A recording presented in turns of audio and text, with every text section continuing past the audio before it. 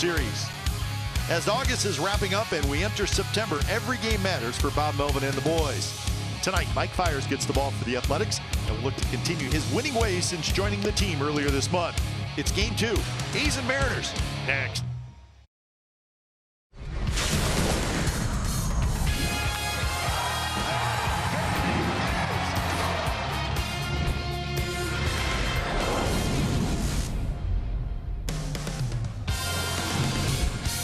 Friday Night Baseball from the Coliseum on the final day of August. There's your AL West standings. The Astros are hosting the Angels right now.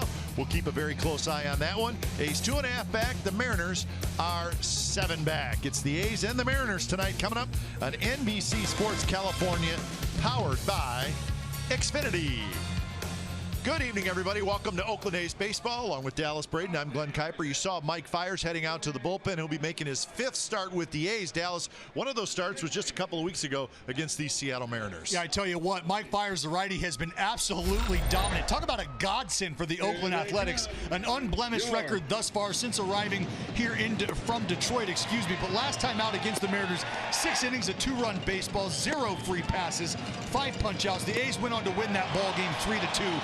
But he has been sparkling and dazzling every step of the way for the Oakland A's to this point. And Mike Leake's going to pitch for the Mariners tonight. This is the 4th time Leake has faced the A's this year, and last time they saw him, he was at his best. He was filthy, Kipe. Looking to replicate his last outing again. 8 innings he spun of 2-hit baseball. The Mariners went on to win that ball game in extra innings. He and Brett Anderson looking to pace for the quickest game in MLB history that day. Didn't quite work out, but Mike Leake, again, a staple in this rotation for a Seattle Mariner team that has taken some hits themselves in the starting run. All right, so the A's trying to bounce back after a disappointing loss last night. The Mariners, they're trying to creep just a little bit closer to the Athletics. So indeed, pennant race baseball coming up from the Coliseum. We'll have lineups and we'll have first pitch. It's the Oakland A's and the Seattle Mariners coming up on NBC Sports California.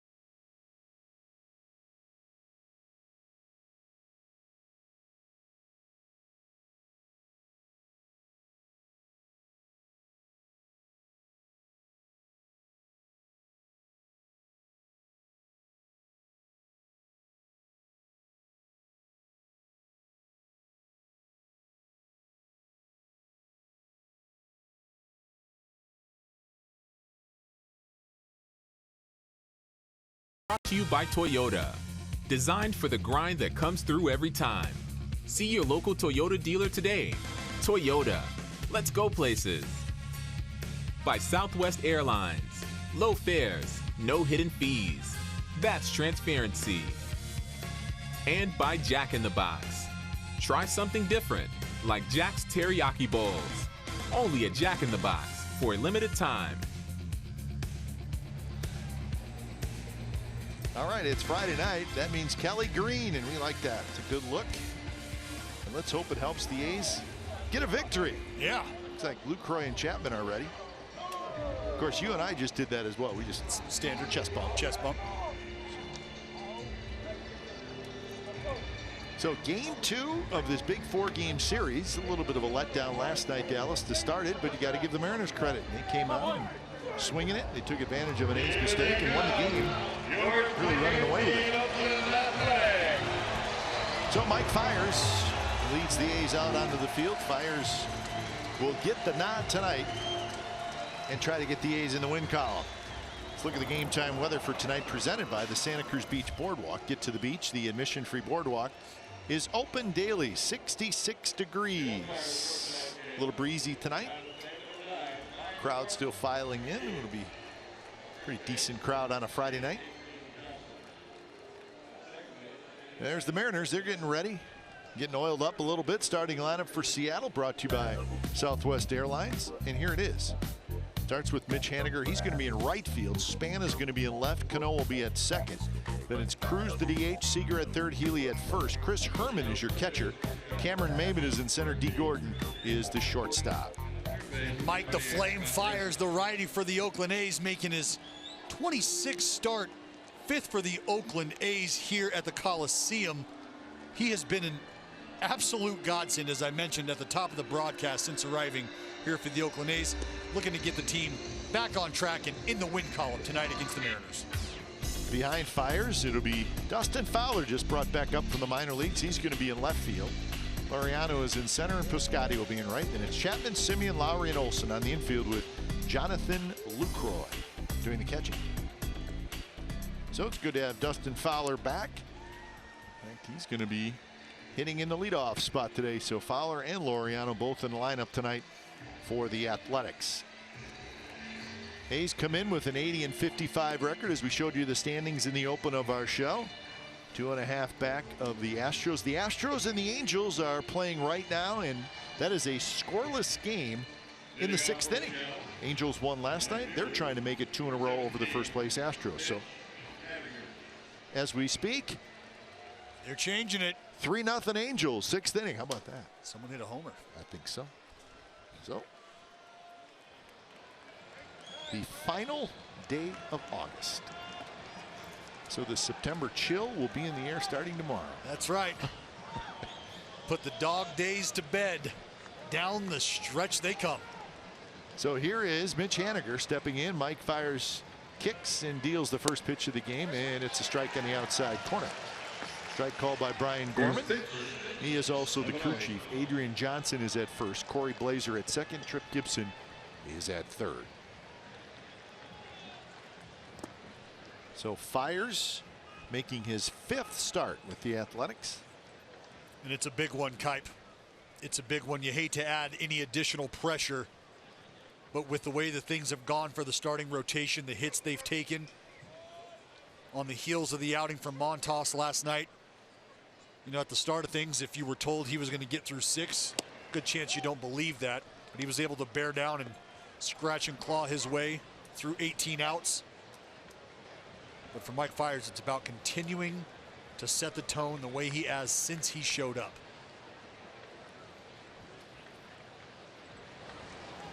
A little bit high. So 3-1 to Mitch Haniger, who's hitting .281, 23 homers and 84 RBIs. He hit a home run last night. Continuing his very fine season. Drives this one right field. Plenty of room for Piscotty. He's under it, and he makes the catch. A's acquired another pitcher. It's a reliever that we know and we've seen recently. It's Corey Guerin. Acquired for A couple of minor league pitchers. Corey Guerin, of course, started the season with the Giants, was traded to the Rangers, and he pitched against the A's when the A's went down there and swept the Rangers. So Corey Guerin is not here, but he will be, and he will get one of those chairs. What do I count? 6 extra chairs with the rosters expanding tomorrow. Of course, I guess the AAA season ends on Monday, I believe. Is that correct? Yep. And 6 chairs down there. They might be in need of a few more. That may not be enough. I don't know if that'll take care of it all. But it's a familiar practice for every team across the landscape around this time of year. Well, the A's bullpen has been terrific. There's no question about that. 3rd best in the American League, and they're going to get a whole bunch of reinforcements. But Corey Guerin on his way to the Athletics. Well, that number there at the bottom, 34-11, the record there for the bullpen. Years past might not have meant as much. Nice play by Olsen. He'll take it himself. 2 outs. But the way things go these days, 5 innings for the starting pitcher a lot of the time. You need guys down there that can give you extended outings, 2 inning, maybe 2 2/3, whatever the case may be. And that's what the A's bullpen has down there, and a few different guys. So it's a pretty big deal to be able to give your team a chance to win, but keep the game where it's at and win those ball games because of the performance from the bullpen. Well, if that's the case, then Wendell can deserve some credit for last night. He pitched 3 innings. That's right. So 2 outs for Robinson Cano. Cano at 283 with 5 homers, 29 RBIs.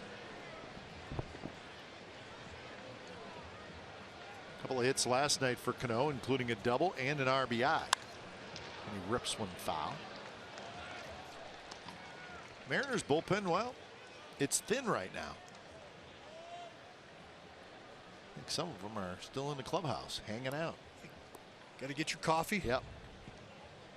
Finish getting stretched out, moving around.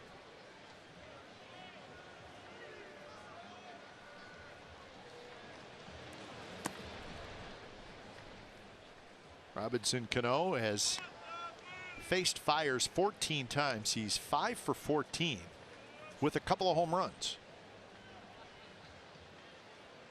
Well, and this is the guy that they knew as soon as he came back was going to help reshape this lineup. Everybody slides down, just one. Good pitch. Took a little off, catches the corner. And now the count is 1-2. It's like this. Be a little 2-seamer from Fires. Create a little run, little sink. Pitch gas brought to you by SoFi, a modern finance company.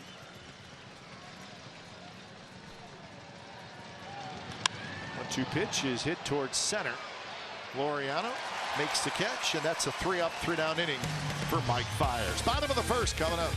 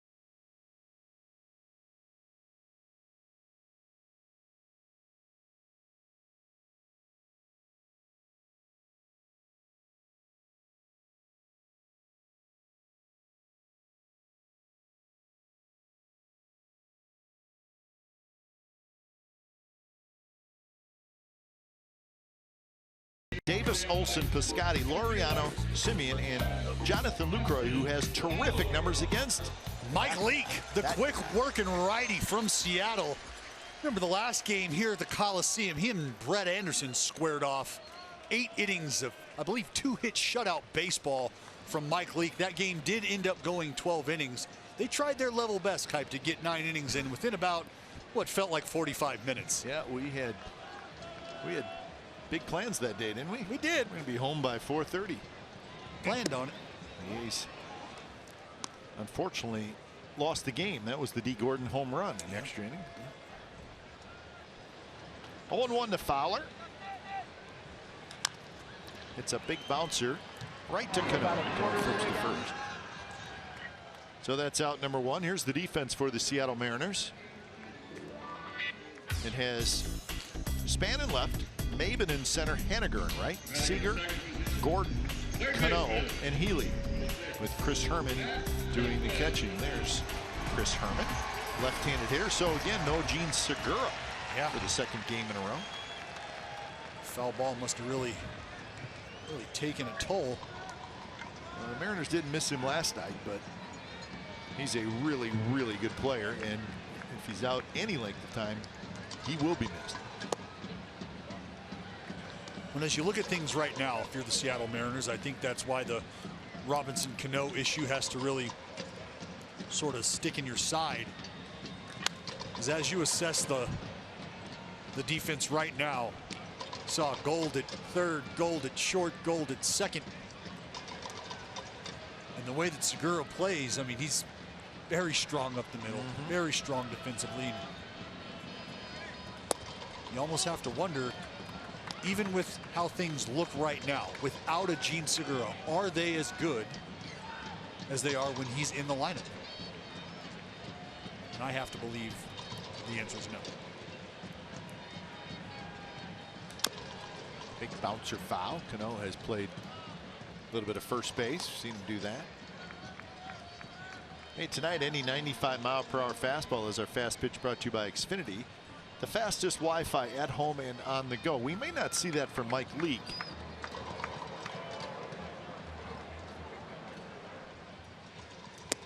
Now we want to make sure we explain this correctly. We do have favorite pitchers from other teams. Now, we hope Mike Leake does not pitch well tonight. Right. But Mike Leake is one of our favorite pitchers from other teams. Once in a while, he'll give up a long one. That baby's gone. Chapman with a line shot home run, 1-0 Athletics.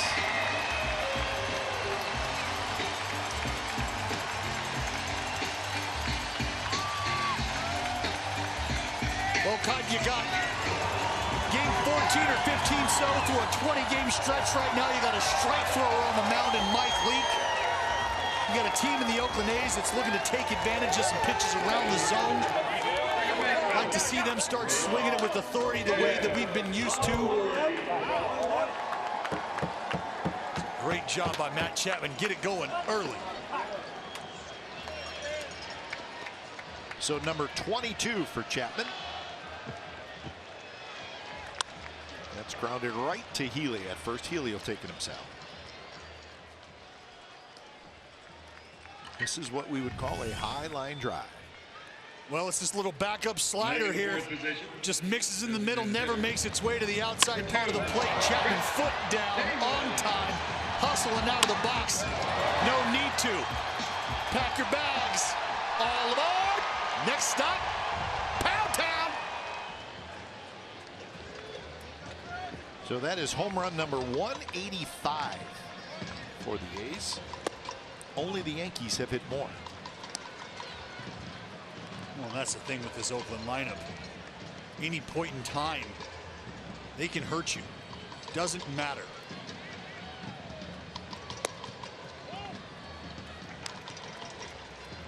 Pop throughout the lineup. Fowler showed some pop early on. I mean, all the way down. You've seen it from Laureano. So now 3-0 to Chris Davis.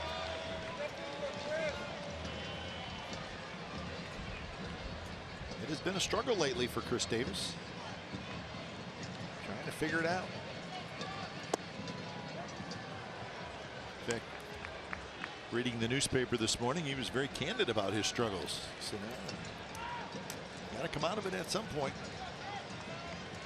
Well, the good thing about Katie is he's not somebody who's going to beat himself up over the struggles. He's going to continue to go out, apply the same approach, make his tweaks and adjustments in the cage, early work, whatever the scenario may be. But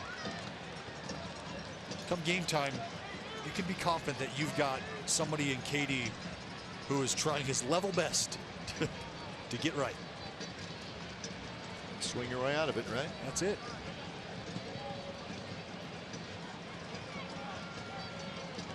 You know, and at times you can get caught up trying to do a little more than you're capable of doing. A pitch to hit there, fouled it back. Check out Matt Chapman since the All-Star break. Ranks in the American League 7th in batting average, first in doubles, first in runs, second in hits, and third in home runs since the All-Star break. Most extra base hits in the American League. And the 3-2 pitch is high. Davis with the walk. And takes like that, Kuiper, are small indicators. Fastball up, obviously a heater hunter in KD. He can do damage to any part of the park. But again, instead of trying to come out of his shoes and that old cliche, do too much, put the peepers on him, settle in.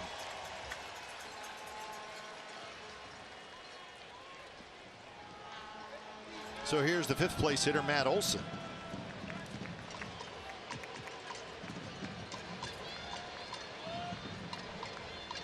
First pitch to Olson is a strike on the outside corner. Olson at 236, 24 home runs and 64 runs batted in. 0 for 4 last night.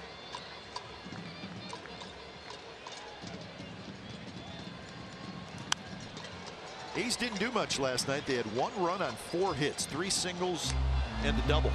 And they were 1 for 8 with runners in scoring position. So just a bad night. And the A's have had very few bad nights in the last 3 months. Coming off a road trip, and again, and I'll be the one to say it, the players will never say it. That one is lined deep, but foul, second deck. It's a strong dude. You don't want to let him get extended, and this is why. Ball inside, he gets the head out, obviously. But if he's able to get barreled to baseball, more times than not, it's loud noise and damage.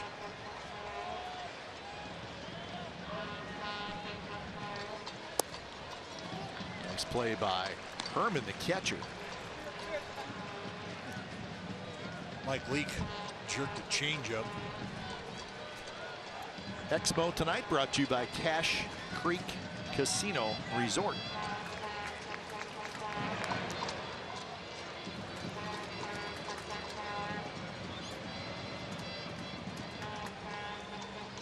So 1-2 to Matt Olson. But the point I was trying to make, Kuip, is right in the middle of a 20-game stretch here. Fatigue can play a factor. And as I said, you know, the players aren't going to ever use that as an excuse. But the effect is real. Hey, we've said it, but we're not making it up. The manager said it. He said he thought he saw a little bit of it last night. Sure. A little bit outside. Olson has run the count full, 3-2. You know, great at bat by KD. Another great AB backed up by Olson here. What you like to see early against Mike Leake. Man who had his way with this lineup last time around. Driven to center. Maben turns around and it's off his glove over his head. Here comes Chris Davis. He's going to round third. He's going to score. 2-0 Athletics.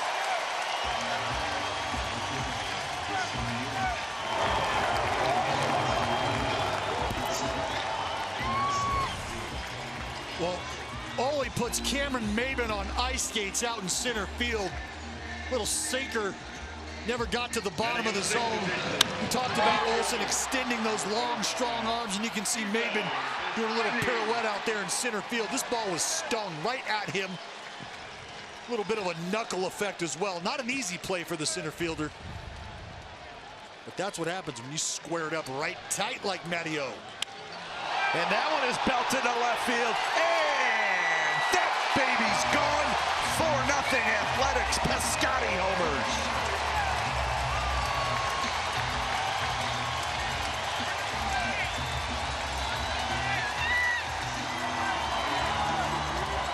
Well, when it rains, it pours, and it might be time for Mike Leake to get an umbrella.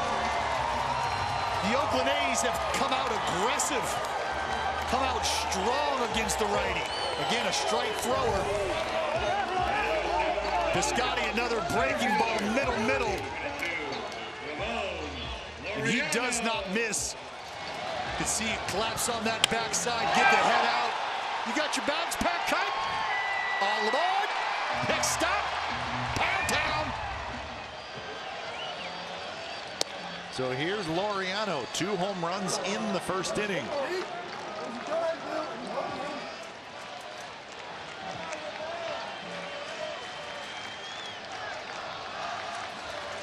So the Maben play, which I think on most nights he probably catches. Yeah. And that's going to cost the Mariners, and the A's have taken advantage of the mistake. Tap slowly into the hole, and it's going to get under the glove of Gordon. Laureano's got a base hit.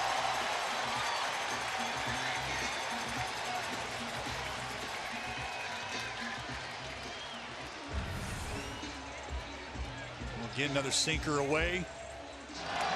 You can see Herman coming back for that ball as it works itself back towards the middle of the zone. And that's really been the tail of the tape in this first inning for Mike Leake. It's just been about mislocation and inability to execute with the breaking ball, even with the fastball right now. Just struggling to get to the corners of the zone. So meeting on the mound comes to an end, and Marcus Semien steps up. This is the 8th man that Leake has faced here in the bottom of the first inning. Batting in the 8th position is the shortstop, number 10, Marcus Semien. Oh, you think about the difference. 1-0 and 4-0.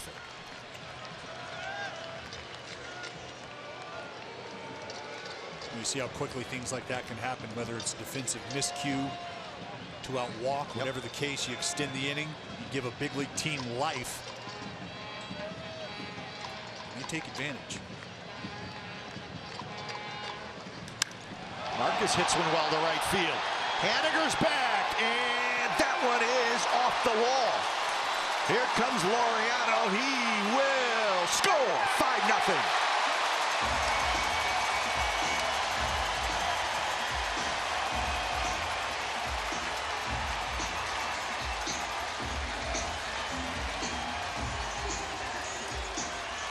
We got a hit parade going early, and the Oakland A's are the marshal.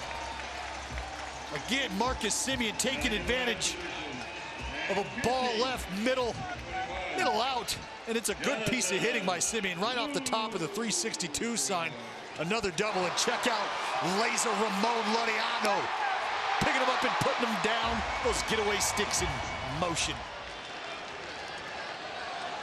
5 hits and 5 runs in the inning for the A's, and here's Lucroy.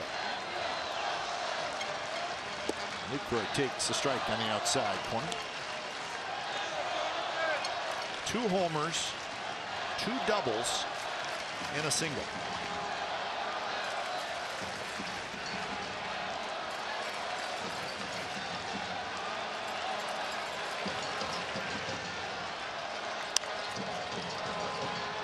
Healy drifting into foul territory, and he's got it.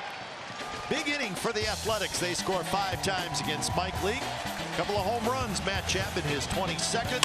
Stephen Piscotti his 19th. We played one at the Coliseum. 5-0 Athletics.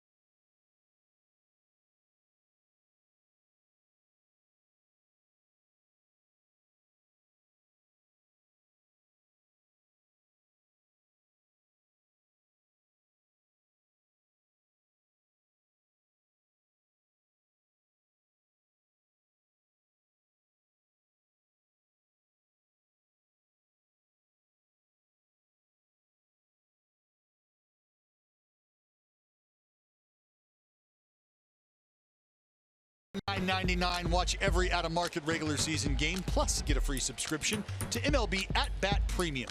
Blackout and other restrictions do apply, so visit MLB.tv to take advantage of this special offer. Well, good start for the A's. A 5-run bottom of the first inning. And Mike Fiers will face Cruz, Seager, and Healy here in the second. So, a significantly better start tonight than last night. Well, and you'd like to see from Fiers. Tough hop past Lowry into center field. So that'll be a leadoff single. Let's check in with Kara Subor. Hey guys, big night, big series, and an even bigger homestand. But none of that seemed to matter to Mike Fiers before he took the mound tonight. Let's hear what he had to say about his pregame preparation. I got to go out there and be aggressive and throw strikes and just try to get off the field as quick as possible. You know, we all know these are big games, but I mean, every game's a big game. So not trying to put too much emphasis on one game, just go out there and compete and, you know, just battle for this team. He went on to say that he had a good start against the Mariners a while back, and he wants to take that same approach and apply it tonight. He said he'll read it swing by swing, though, so he is flexible enough to adjust those pitches. And let's not forget that he and catcher Jonathan Lucroy played together on the Brewers a while back, so they're obviously a well-tested duo, and let's hope we see that in action tonight. And at least they've got that 5-0 lead on their side, so hopefully it'll be a good night for Mike Fiers and crew. All right, thanks, Kyle. Well, Dallas, let me ask you something. 3 starts ago, he faces the Mariners, pitches very well. A couple of runs in 6 innings. So do you just look at what you did in that game? Was not long ago. And you say, you know what, it worked. I'm going to do the exact same thing. Yes and no. You go back to that outing, you take the positives, you look at how and why you had the success you did, game situations, running situations, traffic scenarios, meaning runners on, outs, those sorts of things. And you look at the results, and Carr made a great point there, reading it or taking it swing by swing, and that's what you do, because this day and age with the technology and the scouting reports that are available, a lot of times those ball clubs that you're going to be facing, they're also taking a look at how you went about your business last time around. And so that could mean them saying, you know what, we're going to lay off that changeup that we were aggressive on, that split. We're going to try to hit those fastballs early in the count. And if that's the case, you might, as a pitcher, go out there and say, you know what, I'm going to go soft early. A lot of first pitch breaking balls, maybe. Try to finish these guys off with fastballs late, because that's what I didn't do last time around. So you can't just keep doing the same thing, even if you had success. Right. I always like to say it is your job at this level to flip the script before your opponent gets to the end of the chapter. 0-1 to Ryan Healy.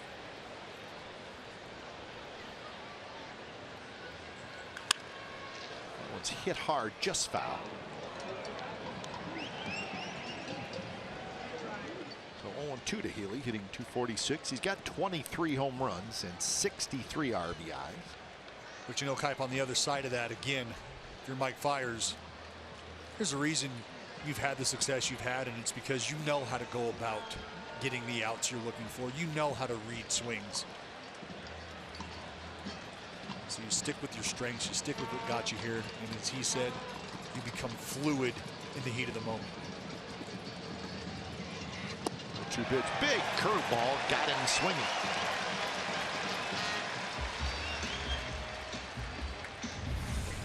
Big curveball. You're right, Kipe. That's for a strike with depth. Since the 30th of May, the lowest ERAs in the American League. Fiers is second. So not only has he been good with the A's, but he's really been good all year. Yeah.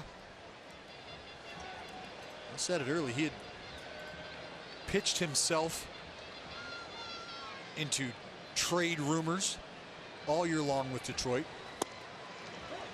Became a guy that teams identified as someone that could help them. You know, not your 1 or 2 frontline guy, if you will, at this point, but clearly someone who is serviceable, who knows how to compete Goes out there with a game plan. Just what a team like the Oakland A's needed. Herman rolls it foul. Chris Herman, the backup catcher for the Mariners.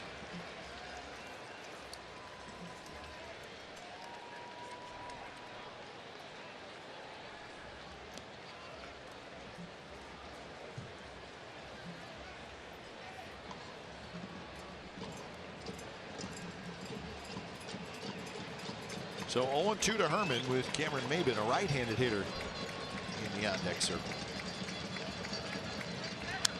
Foul. Well, what Fiers has the ability to do, and you see it right here, he has the ability to increase his velocity. Add and subtract, Kipe. Add and subtract. How about that? That's 3 miles per hour. That's a lot.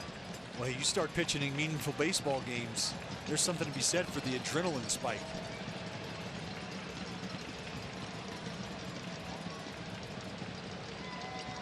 Another 0-2 pitch to Herman. Bounces away from Lucroy, and Nelson Cruz goes to second. That's a wild pitch. Well, Luke here doing all he can with this split. Down and dirty. Kicks off the thumb of Luke. Otherwise, that ball probably nestles about 2 feet in front of him, right near home plate.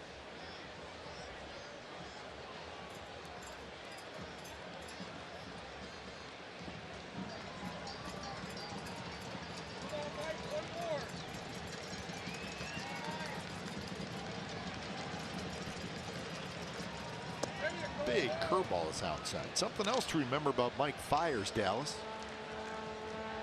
He's acquire him, right? You're thinking, this is a good addition for this year. He's not a free agent at the end of the year. No. So he remains property of the Athletics next year as well. That's right. And I think that's significant. Well, it's big for a couple reasons. One, the guy that you went and got, he thinks he's a hired gun, but he knows, you know what? There's a good chance I'm still here. And I think that allows guys, when you're moving at this time of the year, that allows guys to really sort of take a load off mentally and not have them worried about November, if you know what I mean. Keep them comfortable in their mindset. October baseball, that's where we want to be. That's what we want to do.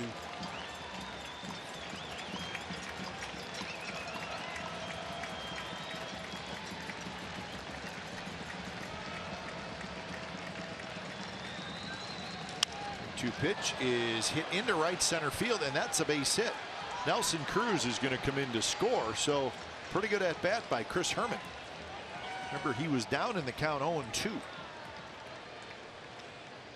So the Mariners are on the board. It's 5-1. Well, and you see here, look at the arm angle from Mike Fiers there. That's what was different about this pitch here. Fiers drops down, tries to get a little more maybe east to west movement on this thing, and it doesn't quite get to the outside part of the plate. And take a look at his arm angle here. Typically over the top. They were trying to go in with this fastball. What he was trying to do is freeze Herman on that fastball inside. Started at his hip, bring it back. So here's Cameron Maben.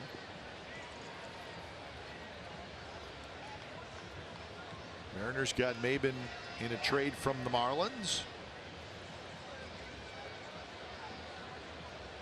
I'll tell you, quite a round of BP today for Cameron Maben. Not a big home run hitter. No, but fairly impressive. 3 or 4 in a row up near the windows.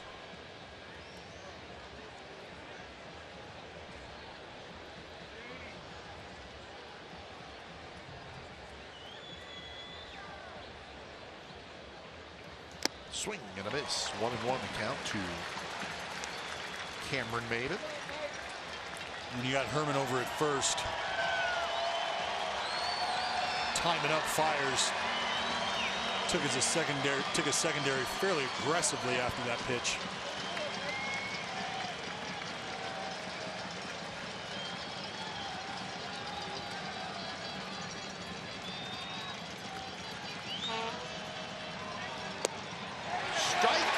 called on the outside corner. Maven can't believe it. Mariners get a run. Bottom of the second coming up. 5-1 A's.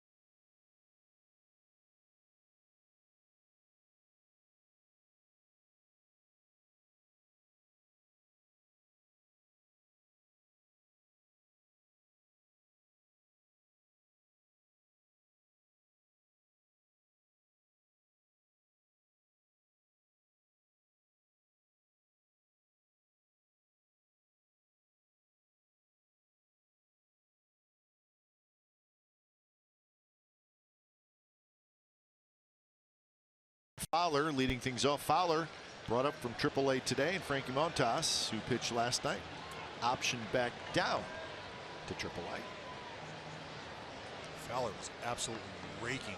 Yes, he was. Down in Nashville after the option. 379 kite, 10 doubles, 3 triples, a jack, 11 RBIs, 25 games.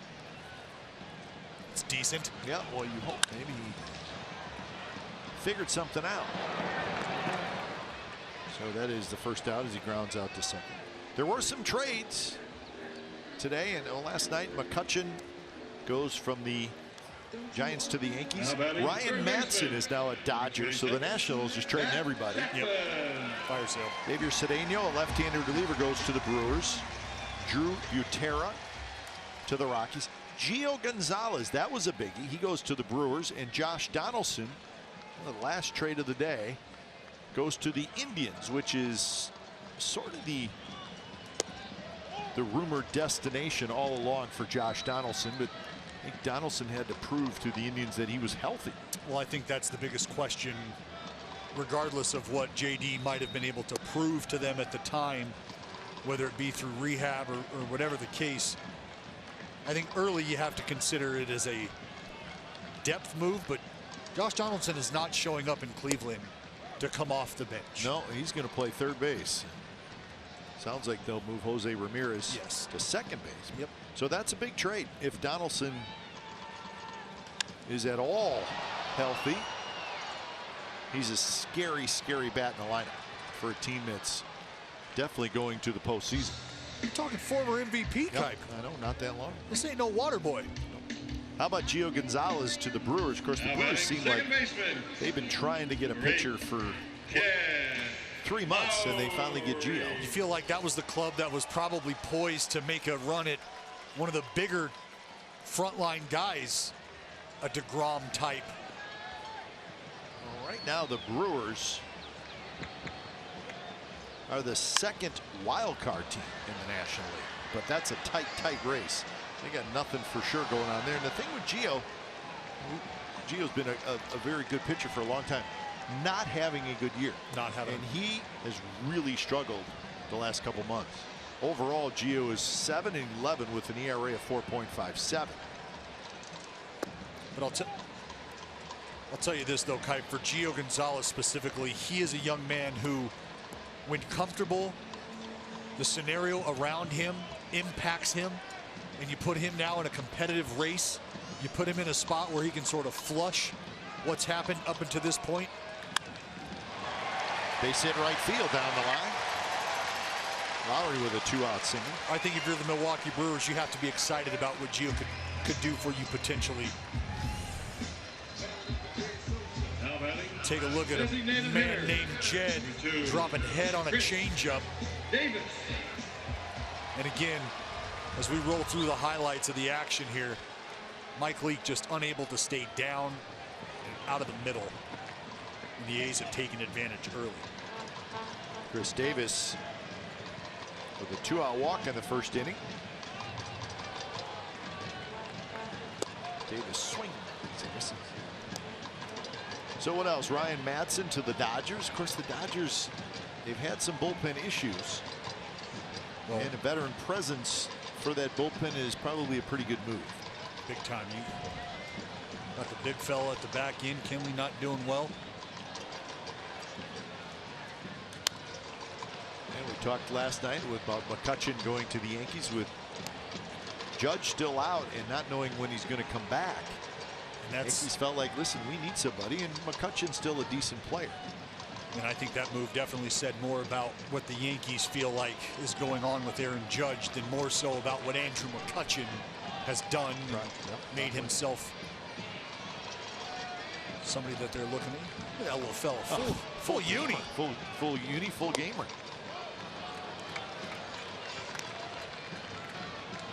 He may have slept in that uniform last night, or maybe even a better chance he will sleep in it tonight. Right. And he might be playing in it tomorrow, and it don't matter. I like the Pumas too. Hi, buddy. How you doing? He's locked in, Kipe. He ain't got time for that. We got time to talk to the TV audience. So Crush Davis is working a heck of an AB here against Mike Leake.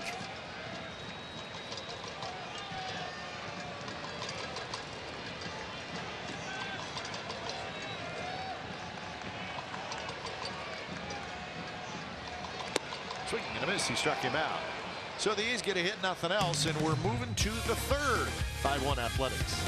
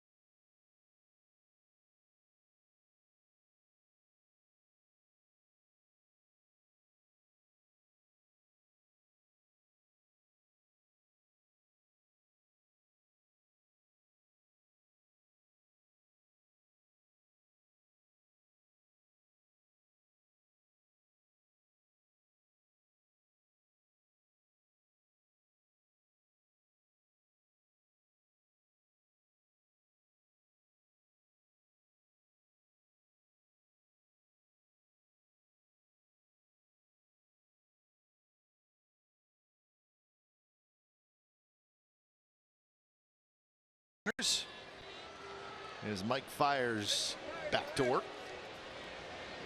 Gordon, Haniger, and Span here in the third. Haniger's got a run in the second. 2-out hit by Herman.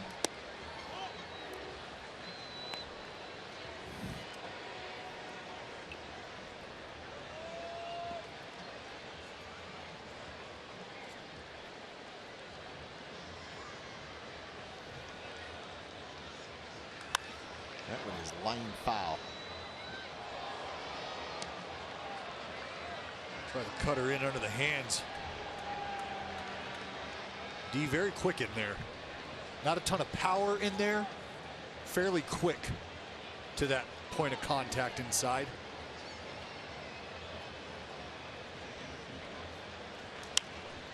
Goes to the left side with a foul ball, so now it's 1-2 to Gordon.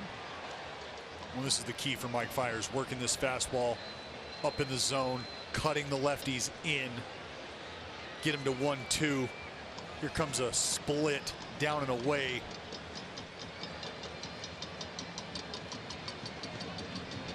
Comes a curveball. And it's rolled toward Olsen. Fiers hustling over. He's got it. And it is out number 1. Big night in the radio booth. It is. Sellout crowd in the radio booth, and the gentleman on the right, Donnie Barnes, doing his first big league regular season game, filling in for Ken Gorick. So he's a good man, Donnie Barnes, and That's does right. the A's webcast games in spring training. That's how we know Donnie. Borrowed him from the Omaha Storm Chasers. Yeah. So, but my question is there a body limit in that booth? I think there might be a list. So It's standing room only at this point. Yeah, what is the maximum occupancy in the booth? Because whatever it is, being exceeded. Pretty nice play by the future Gold Glover, Matt Chapman. Check it out. Well, ranging to his left, you see him deep near the cut of the grass. Ball in that 5-5 hole made famous by Mr. Padre, Tony Gwynn. And again, Chappie ranging, doing a little spin. I don't know, ho-hum 96 over there to first. And you nailed it, Kipe. It's gold over there at the hot corner. Well, once he spins in, he adds a little extra velocity to throw to first. That's when it gets fun. Well, and he does such a good job. That's how athletic he is, even during all that movement there. Spin, you whip that head around, pick up the target. It's a rifle over to first. I mean, take a look at that bottom. Most chances. 24 defensive runs saved. It's 24 runs off the scoreboard.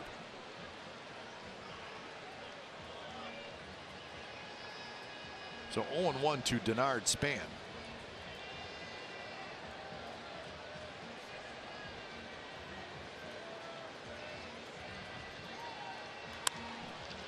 One hop. Lowry's got it. And Fiers has a 3-up, 3-down inning. When we come back, we're going to chat with Daniel Migden.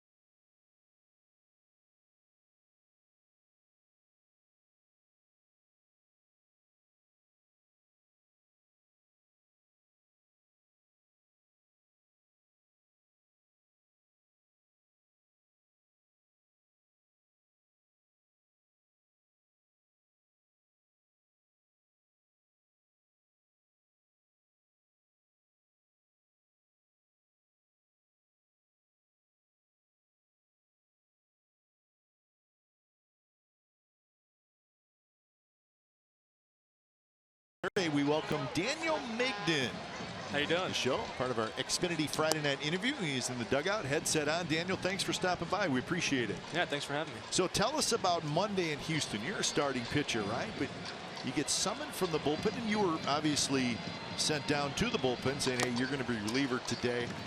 How strange was that for you? Because you're a guy who we've seen come out very early to get yourself ready for a start. Yeah, I'd say I'm very routine-oriented, but it's kind of one of those things where you just got to adjust. And, you know, I went out there, I was talking to Emilio and Lou, and just trying to get a routine and ask them kind of what they do to get loose and what their routine is in the bullpen, because I think it is short notice. But at least I got a full one to get warm there, so it wasn't that bad. That means you obviously you went down to Nashville, down in AAA. Sit down, you try to get your health right, try to figure some things out, iron some things out. What's the mindset as you're down in AAA, trying to come back not only from health issues, but you're trying to, as we said, trying to get right and really polish some things up. How do you handle that up and down mentally? I mean, you just got to take it with a grain of salt, you know, the way we're playing and how much we're winning. And, oh, attaboy. Olson's got a leadoff single here in the bottom of the third. You know, with the way we're playing and how we're winning, me, Frankie, and Bass, we all knew that eventually we were going to get called, and we always had to be ready. And so we were just down there just doing whatever we could to get better and just waiting for a chance to get up here and get back. And you certainly have, and you're going to pitch tomorrow against James Paxton. So you sit there, you watch this Mariners lineup. I know you got it pretty well in your head with all the video and that type of thing, but what do you watch for when you're sitting in the dugout knowing you're going to pitch against these guys tomorrow? Just, you know, see what they're doing on certain pitches. Fires with a slow curveball, kind of like myself. We use both our four-seam fastball, both up and down in the zone. So just kind of seeing how he's using it tonight and how they react to it, and maybe use that a little bit tomorrow. Is this a matter of being able to have conversations with guys as well? Because you're not going to be talking to Fires tonight about how things are going maybe after the fact. But is it more about you trying to isolate yourself and take in the at-bats and take in the outing, or do you find yourself trying to have conversations and tap in to some of the points of views or game plans and attacks of your starting mates? Oh yeah, I like listening in. I'll go up down there and sit by Lucroy if he starts talking to him, or whoever's starting that day, and I might just listen in to see what Lucroy has. Maybe he saw something on a certain hitter, and maybe we can go from there and adjust from there. But yeah, I mean, if I can't talk to the starting pitcher, I always go to Lucroy or Fegley and kind of talk to them and see what they're seeing and ask where pitches were and how they react to it and how they swung at it. So 0-2 here to Stephen Piscotty as we're chatting with Daniel Migden. Daniel, when you're down in AAA, and I know it's, hey, you want to be in the big leagues, and you've had success in the big leagues, how closely do you and your teammates watch what's going on at the big league level? And I'm not talking necessarily of individual players. I'm talking about just the team in general. Are you guys talking about, hey, did you see the A's game last night? Or how does that work at the minor league level? I mean, we were watching the games almost every night. We had the games going in the locker room, and you know, we maybe chime in maybe once an inning, or you know, maybe once every 3 or 4 innings, kind of come up and just check out the game, see how the score's going, see all the homers and stuff like that, because that's all we hit. So.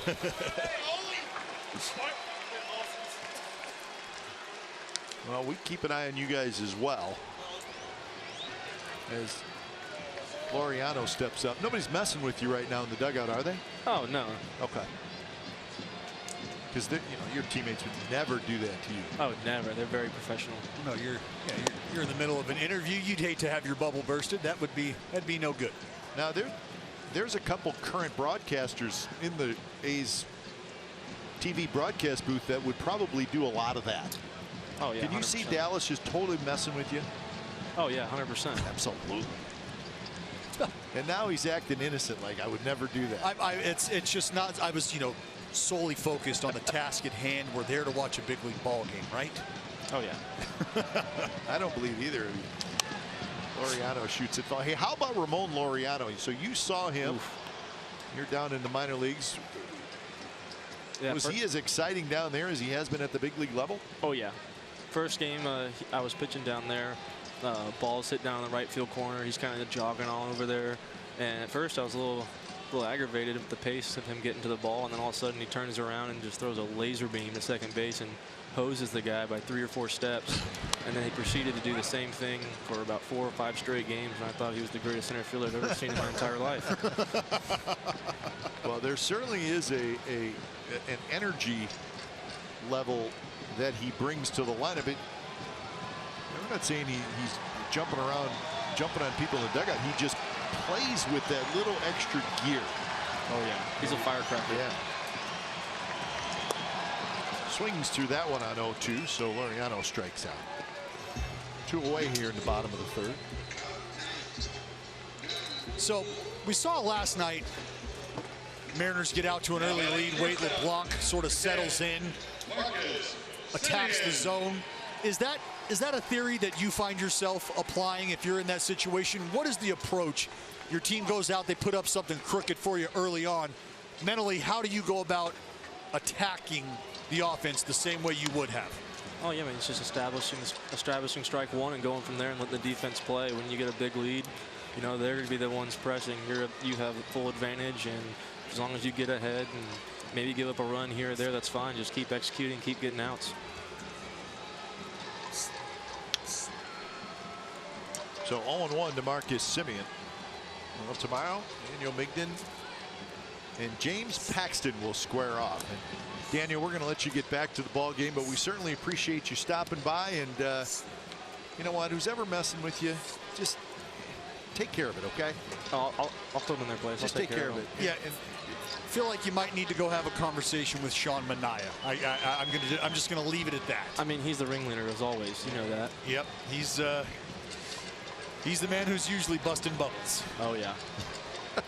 We're trying to give you as many hints as we can here. Yep. All right, Daniel, thanks for stopping by. Good luck tomorrow. We're looking forward to seeing you back on the mound against Paxton. Thanks for having me. All right, so Daniel Migden, he will square off tomorrow.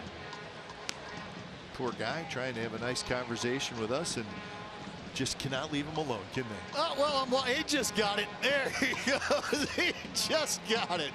Congratulations. Oh, we tried. We did.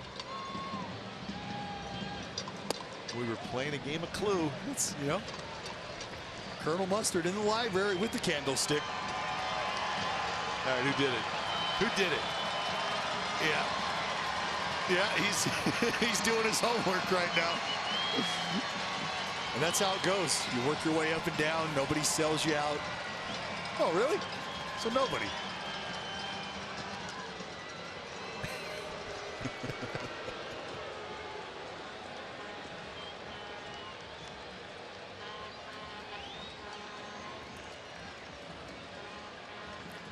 To Semien.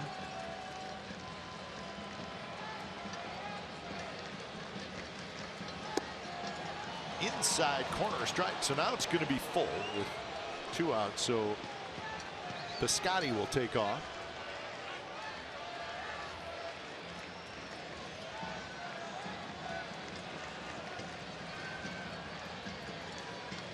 Healy playing behind Piscotty. There he goes. And that one is ripped foul. There's another pitch inside, and probably fairly close to the same type of pitch that was called a strike on 3-1. Well, that pitch that was called a strike on 3-1, Kipe, that was that backup slider again that Leak has had trouble working towards the glove side. So that pitch backed up. He got away with that one. That fastball there, that 2-seamer chasing Semien in, really boring in on the hands.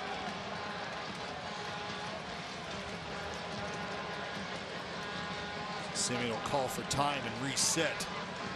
Piscotty will be off with the pitch again.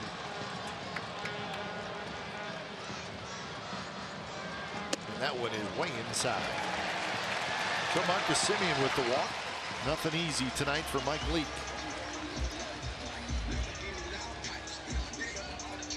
Second walk he has Now issued. batting the catcher. Going at 63 pitches here Jonathan. for 2 2/3. You can see the first inning, 30 pitches. And here at 19, still with 2 outs. Quite the contrast from the outing we saw from. Yeah, he just cut right through the lineup. He did. A lot of early contact, a lot of early weak contact. And the A's have gotten deep in counts, hit some balls extremely hard. First pitch breaking ball to Lucroy, and that misses. And that's kind of been the struggle as well, as Mike Leake has not done a good job of getting ahead tonight with strike one. And if you don't have that overpowering repertoire to get back into the count, a lot of times you open yourself up to the offense being extremely aggressive.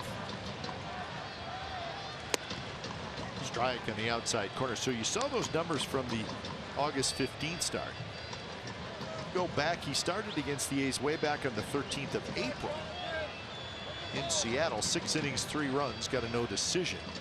And then here in Oakland on the 22nd of May, 1 earned run in 6 2/3 innings, and he got another no decision. Gordon's got it. Gordon's going to throw to first. Healy stretches, and they got it. So Ryan Healy had a reach high, and according to the first base umpire Adrian Johnson, he was able to keep his foot on the bag. Very close play. And he's out. So a good call by the first base umpire Adrian Johnson, and the A's strand a pair. And this time, sportsman, best haircam. Let everyone get in, man.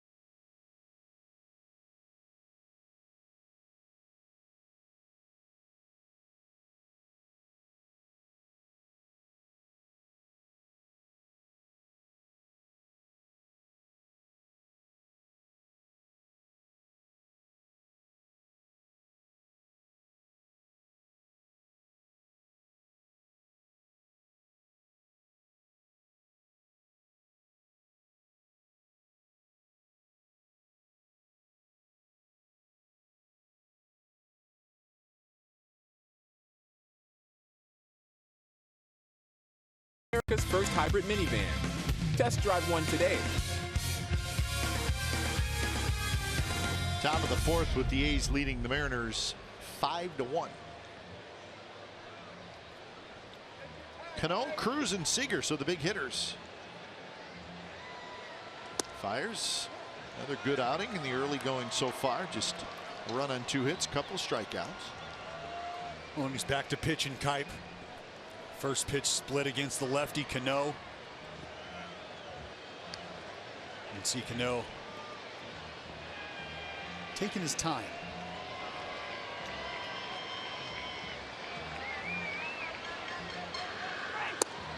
Good pitch right on the inside corner, and it's 0-2. Well, you can see the frustration in Cano. Just sort of the hand flail, looking around. Not really excited about the first 2 pitches he's seen here. And you can just take a look at this AB. You want to talk to me about a pitch clock? Save it. You're not buying it, huh? Nope. Not when the man on the mound with the ball in his hand is sitting there ready to rock, ready to go. But you know what? That's part of the gamesmanship. You get a pitcher out there who's aggressive early with strike one. A lot of times you'll see guys step out, call time, tie a shoe, slow him down, disrupt his timing. And that's the art of pitching. Hitters, they can play that game too. And that's exactly what's happening here.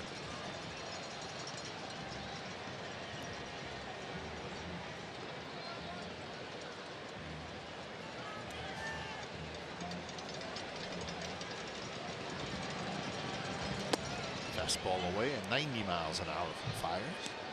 When you see the frustration from Fires there. Fastball up out of the zone really didn't do much as far as giving Mike something to work off of. We talk about competitive misses, Kipe. That one not as competitive as he would have liked.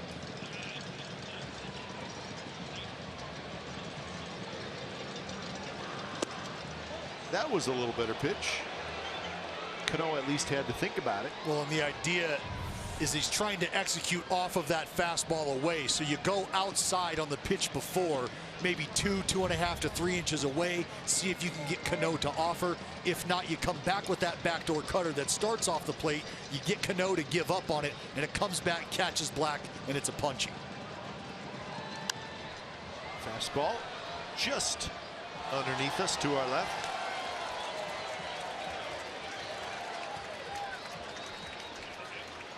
And that right there is how you grow the game. Absolutely.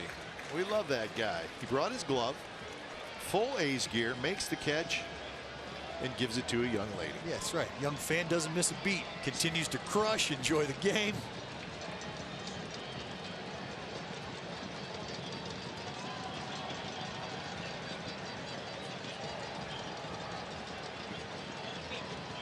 Another 2-2 to Cano. Cano hits one in the air, pretty well to right.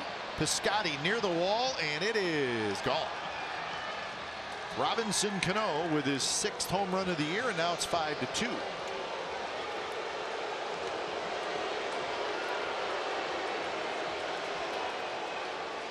Well, Lucroy and Fires cycled through a few different pitches before settling on that fastball inside. And this will give you a look at the AB here and how they tried to go about Robinson Cano. Ahead early, trying to crowd him in. They try to finish him away late, and you can see Lucroy's glove sort of working back towards the middle, just not quite in far enough. I tell you, it's probably about a half-inch difference, and that's an F9 to Piscotti. Well, here's Nelson Cruz, who singled and scored in the 2nd.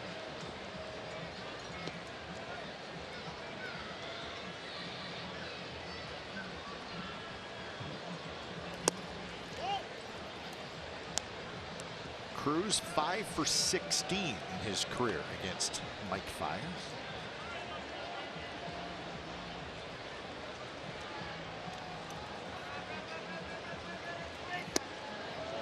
That game down in Houston, the Angels 3, the Astros nothing, going to the bottom of the 9th inning. Keep a very close eye on that one.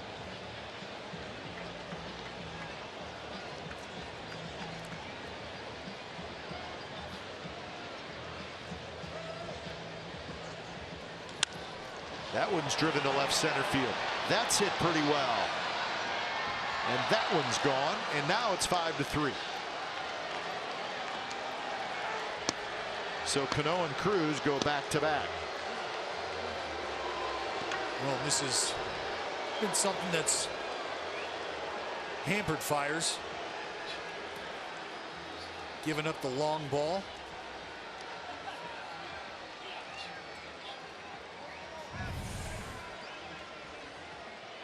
Well, this looks like a split. Just stays up. Might have been a two-seamer trying to crowd Nelson. You can see Laureano not quite tall enough. He'll learn. I hope he has already learned. That's how you get hurt. 16th career home run at the Coliseum for Nelson Cruz. 33rd career home run against the Athletics. Wow. He's hit 3 this year. Comfy Coliseum. Tonelli, huh? Too comfy. Old boomstick at it again. I mean, he is for a long time, though, been a guy in the lineup you just do not want to let beat you. Absolutely. I think he's a tougher out now than he was 7-8 years ago.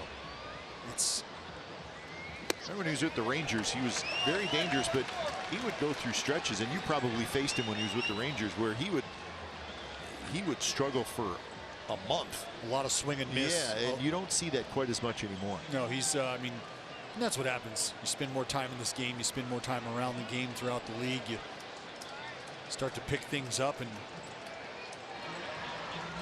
well, we're seeing that with Chris Davis too. Right. So for Nelson, it's about understanding that guys are going to eventually have to come to him in the zone. He zones you up, looks for a pitch, maybe location. These guys are so dang good at what they do. Seager with a good take, and now it's 3-2. If you're looking at the career of Nelson Cruz, he now has 356 career home runs. He's a free agent.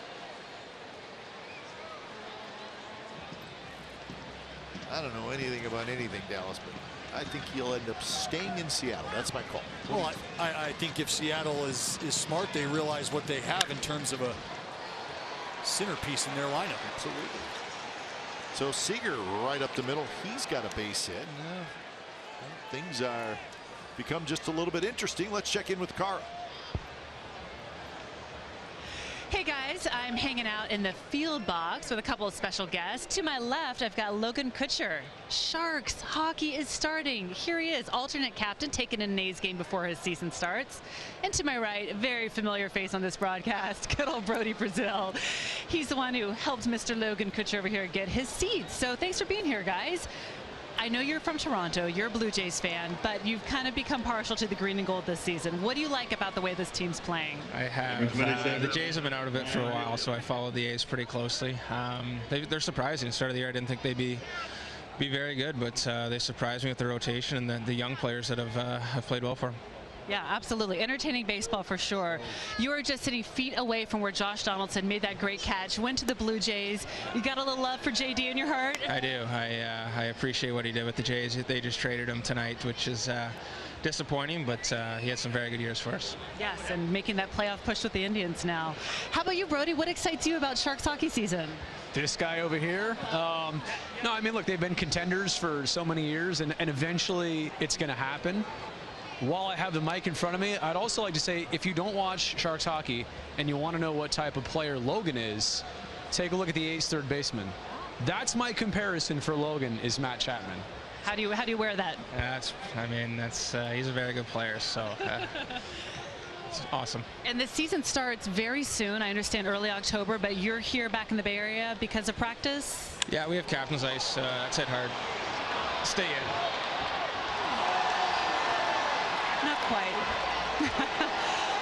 Tough inning for our green and gold, but thank you for being here, Logan, and thank you, Brody, for hooking them up with some tickets. Let's get out of here. Let these guys do the talking now. Let these guys take over. Back to you. Well, pretty sure Brody's going to wear that one. Yep. 5-5 game, and the Mariners have come all the way back, and they have used the long ball. Now batting. Fastball middle. Chris Harmon. This actually might have been another split. Middle, Ryan Healy. Look, he's another guy, big, strong. You look at Nat Olson, body type. Long levers, strong individual. Ryan Healy, maybe not as lengthy, but every bit as strong. Olson's going to scoop this one up, and that'll be the first out of the inning. There's home run number 24 by Healy. He's a strong guy. You see the toe tap, nice and balanced. Backside comes through. Cameron Maven. A strong kid, man. 3 home runs in the inning, and that has got Yusmeiro Petit up.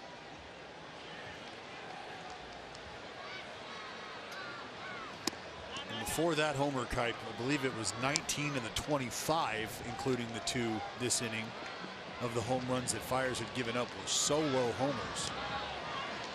That last one, 2-run job, that makes it hurt.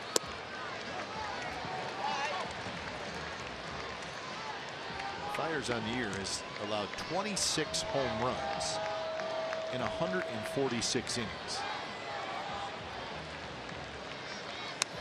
Foul straight back by Cameron Maven.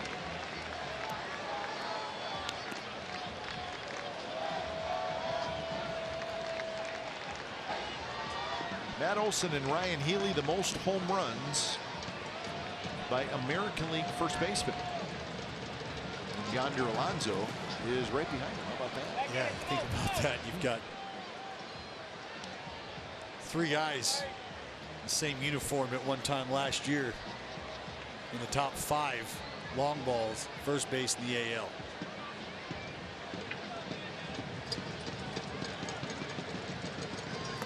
Maven is able to lay off that big overhand curve by Fiers. Always amazed that hitters lay off that pitch. And especially for somebody in Mike who pitches so well up in the strike zone with the fastball.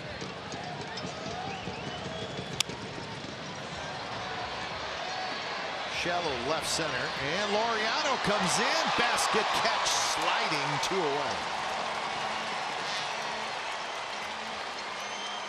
Well, Marcus Semien was tracking this ball the entire way. Wasn't sure how much room he was going to have between himself and Laureano.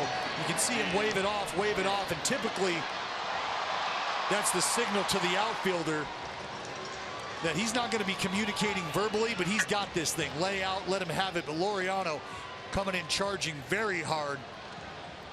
Again, athleticism on display. A basket snag, scoop it up. So 2 away for D. Gordon, who rolls and foul. It looked like he switched into a basket catch right at the last second. Well, he knew that the angle he was coming in at, he wasn't going to have a great opportunity to get his glove out in front of the body. Coming in hard, you go into that slide in an effort to get you as close to that ball as possible without having to change eye level by laying out forward. The Booker now joins Smero Petit.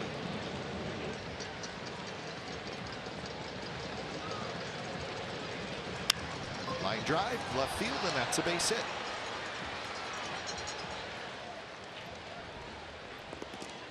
So that's the 5th hit in the inning. Well, Melvin has seen enough. The Fiers was rolling along, and he's been so good for the A's, but this is really the first. It's really the first bad inning that he has had. So he gives up 4 in this inning, 5 total, and Yusmeiro Petit is coming in. When it's time for change, think Speedy Oil Change and Auto Service, your trusted oil change, tune-up, and repair experts.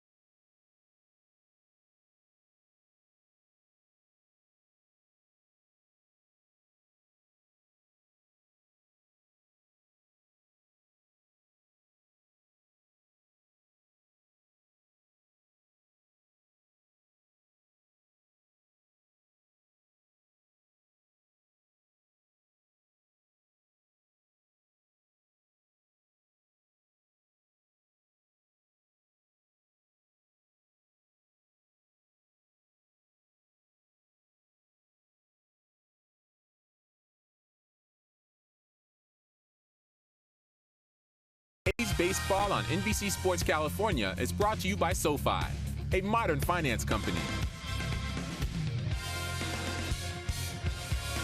Kind of a turn of events here. It was 5-0 A's, then it was 5-1. Now it's 5-5. 4 runs for the Mariners here, top of the 4th inning. He's just trying to get out of the inning. It's one of those things where as a starter you feel like in a matter of a pitch or two you've become allergic to outs. You're just not sure. You're trying to execute, give up a couple hard hit balls.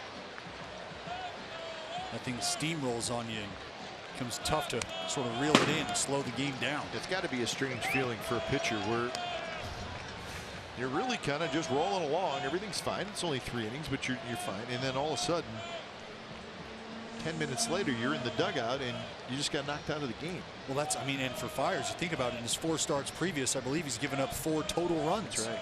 Yep. And 5 tonight. So, I mean, this, you know, hey, these things happen.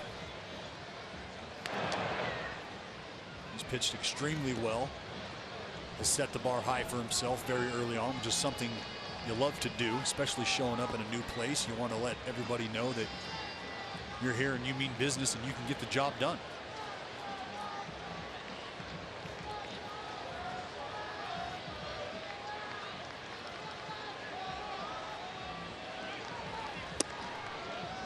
And when you think about last night and the outing that Montas had, this is why it's so important that Montas was able to get through 6 innings, because now you find yourself here in the 4th inning already calling on that bullpen. And there's a good chance Petit would have been the individual last night. I know we saw Pagan get up, but Petit typically the guy who's going to give you that extended relief.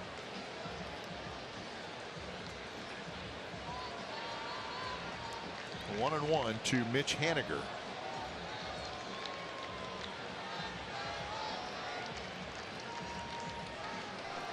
Runner with a huge jump, and Gordon is going to have maybe the easiest stolen base he's had all year. He just got a great jump. Well, that's it. You can see he'll be in motion and off and running before Petit even starts to move towards home plate. Number 30, most in the American League.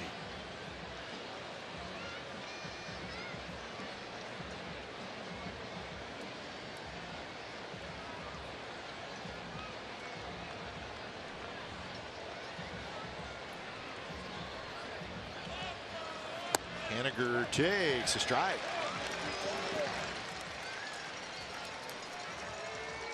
Brian Gorman's been friendly out there and low. And that bodes well for Petit, a guy who likes to live on the peripheral of the zone.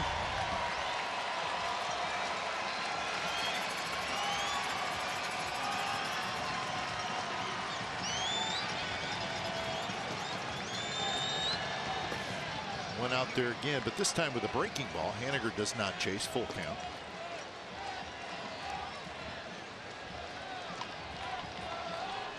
Well, the Astros lost that game.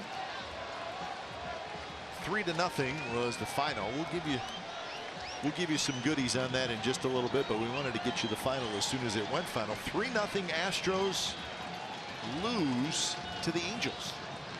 A's are 2 back. Gordon runs. Haniger swings and misses.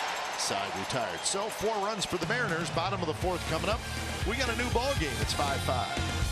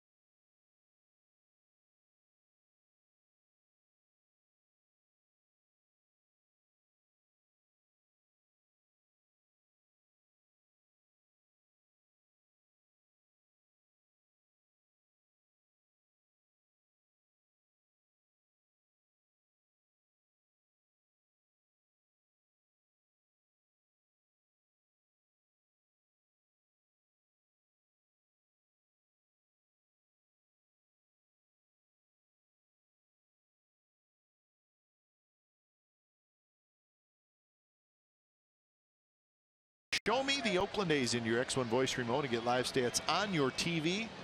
Change the way you experience TV with Xfinity X1. Friday night crowd here at the Coliseum. A lot of excitement early. Now some moans and groans after the Mariners have come back to tie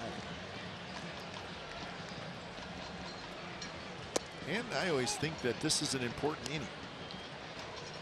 Whether either team, for Mike Leake, you're thinking what a great time to have a shutdown. You're the A's, you want to answer right back. That's right. Leake, he's a good athlete. He fires to first and Fowler's out.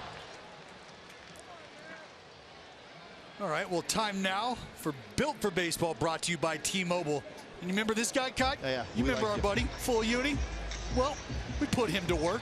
That's right. You're going to rock a full uni. You got to get on the field, my brother. We got to have you there. Bringing a little refreshment to Brian Gorman and the rest of the crew. He'll make out with a bottle of water and a ball of his own. All right, man. All right. That's beautiful. Gotta love it. Good-looking youngster. Good-looking ball player. That's a ball player, Kite. There's a ball player for you. Chapman rounding first. Chapman digging for second. And he's got himself a one-out double. Double number 33 for Matt Chapman. Well, no waiting around. They're being aggressive. 88, something he can handle over the zone. We talked about this earlier today.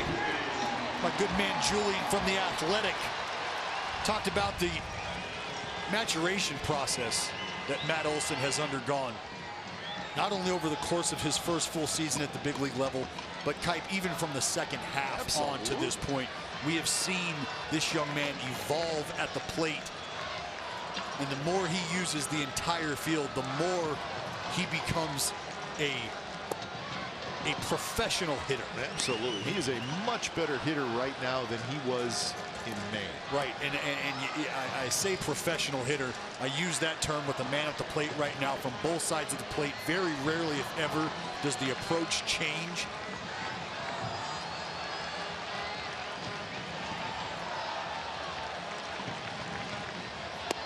Well, Matt Chapman, he's driving the ball to right field, I think, more now than he was April and May. And he's striking out less.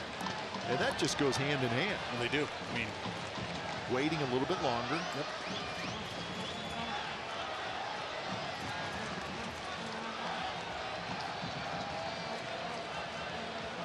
One and one to Jed Lowry. And now 1-2. You know, and those are learned behaviors. Patience, that's a learned behavior through experience, through success, through some failures. You learn to start to try to separate those pitches, understanding you can get yourself into that hitter's count that you have so much success in. All part of the evolution.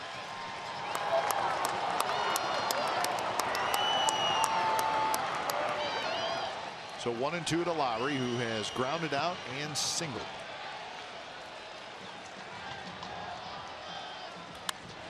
Line drive, Healy grabs it, he fires to second. Chapman able to get back, and D. Gordon made the catch. He was not quite going to be able to get to second base.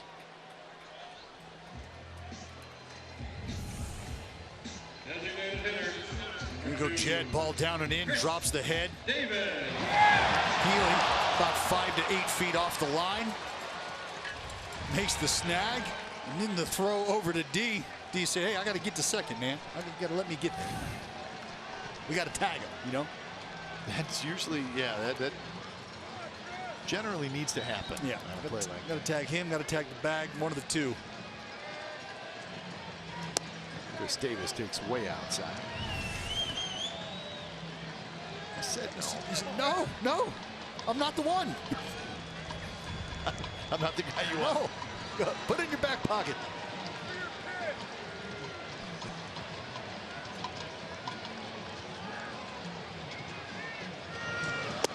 Swing and a miss. And now the count 1-1 to Chris Davis.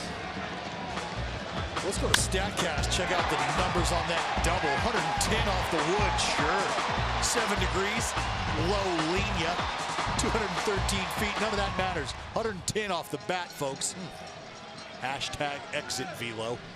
StatCast AI powered by AWS.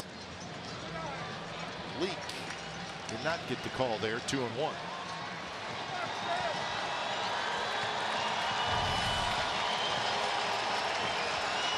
Down and in.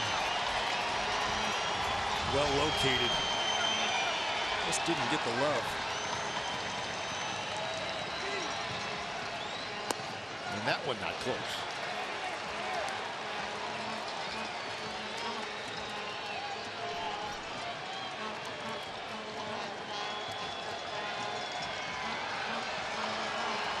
So 3-1. See if Leak pitches carefully to Davis, even though he is a struggling hitter.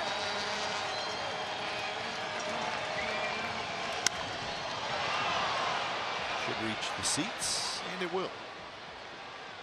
Well, with 2 strikes, this is where Mike Leake has done a great job all year of keeping folks off balance.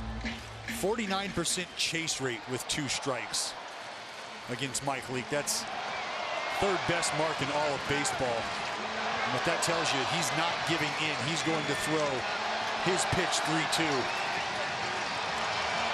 See if he can get the hitter to get out of his zone. Another foul ball. Davis getting off some pretty good swings against the Leak. He's getting off some pretty good swings against some pitches he typically does very, very well against. Fastballs up, out over the heart of the plate, something he can shoot out to right.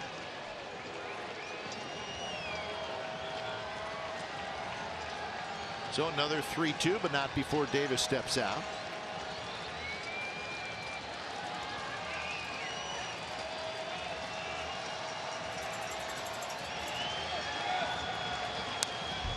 Straight back.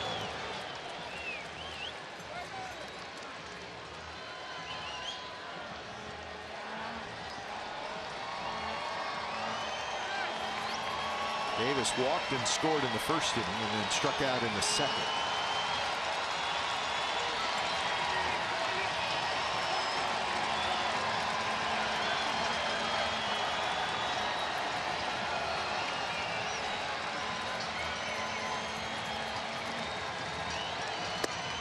Strike 3 called. It's set on the inside corner, and the A's do not score. 5th inning coming up. We're tied at 5.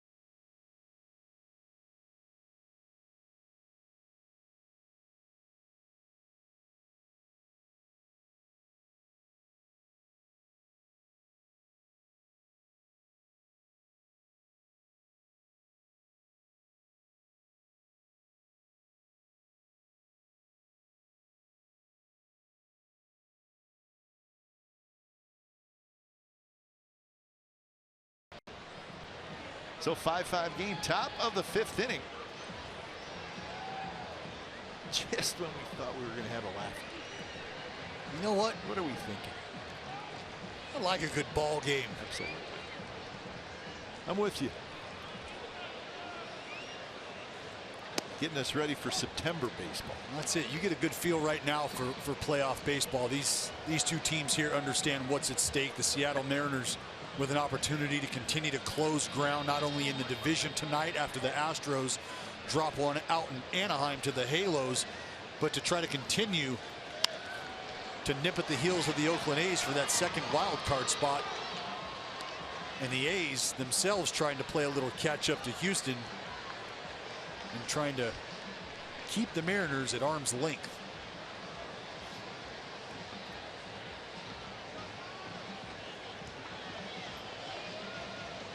Oh, 2 to Denard Span. Couple ground outs for Span, one to first and one to second. So Fires win 3 2/3.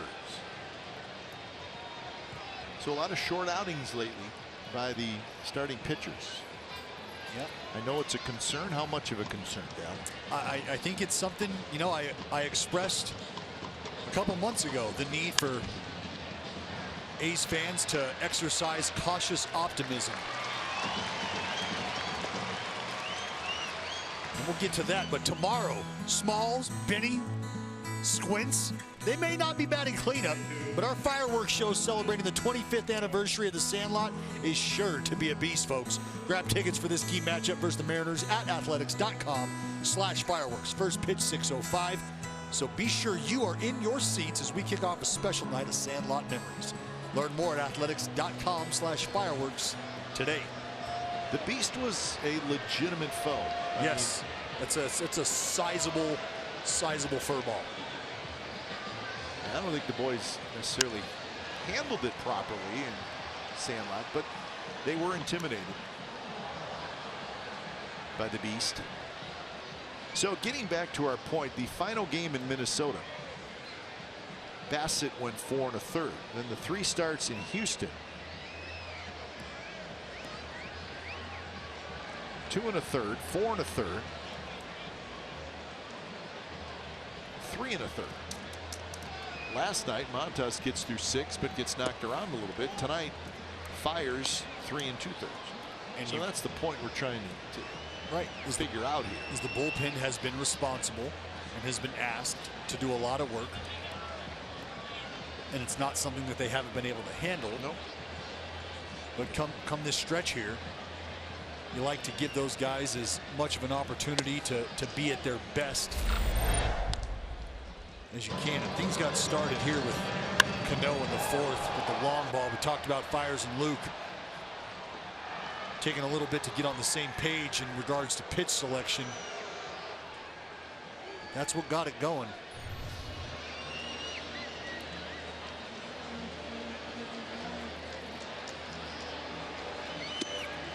And now 3-1 to Robinson Cano. Well, the reinforcements are coming. We know that, but and that's all fine and good. We're talking about the bullpen. You're going to have a whole bunch of arms on it, but it's still about the guys that you have down there right now. Oh, for sure.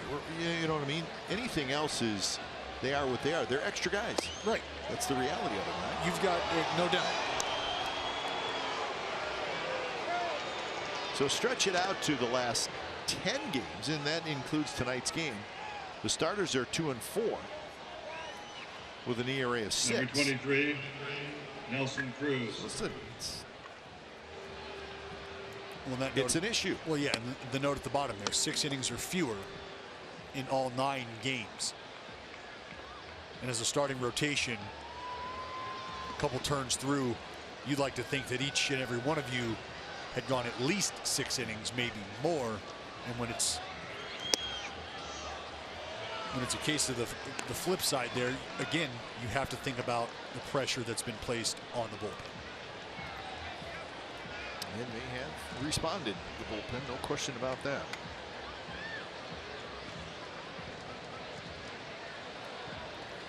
Oh 1 to Nelson Cruz. Nice block by Lucroy and a tough pitch.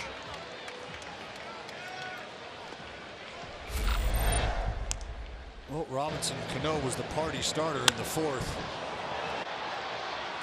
Here came Nelly. He showed up. BYOB, bring your own blast, and that's what he did.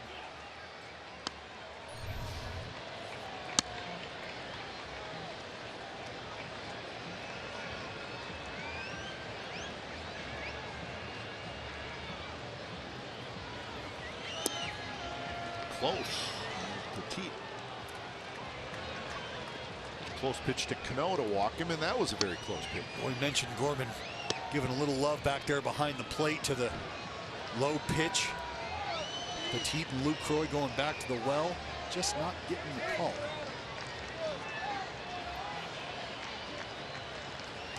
Cruz hits a towering pop-up, shallow right field. Piscotty a long run, and Lowry, and it's going to be Piscotty who catches it.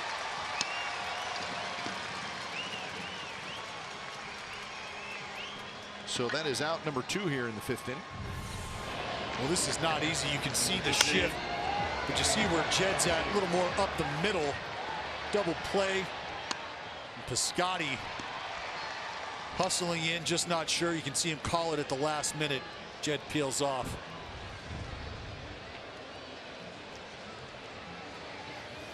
So with 2 outs, here's Seager.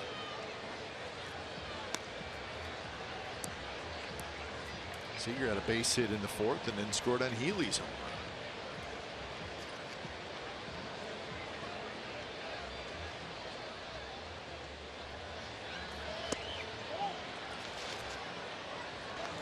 run. Mariners as a team are 12th in the league in total run score, which is a little surprise when you look at the names on their lineup card.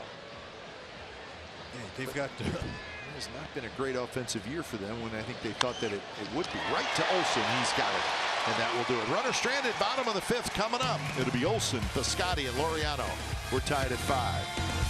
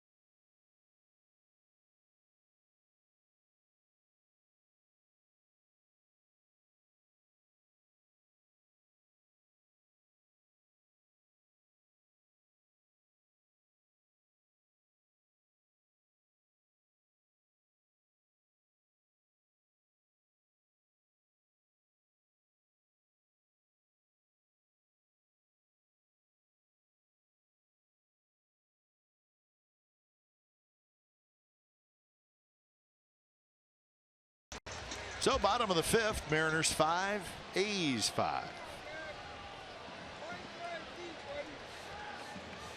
It'll be Big Matt Olson, Piscotty, and Laureano. Mike Leake back out there. He's at 82 pitches.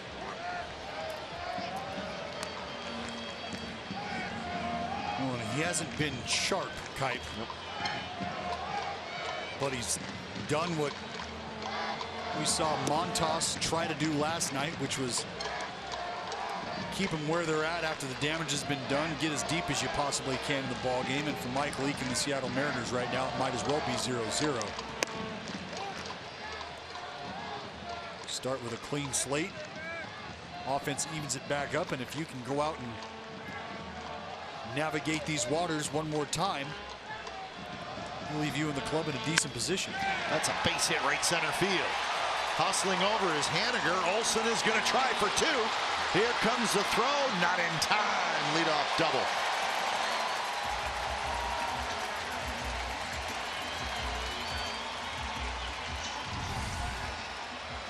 Well, another sinker in, and Ole this time keeps those hands tucked nicely inside the body line.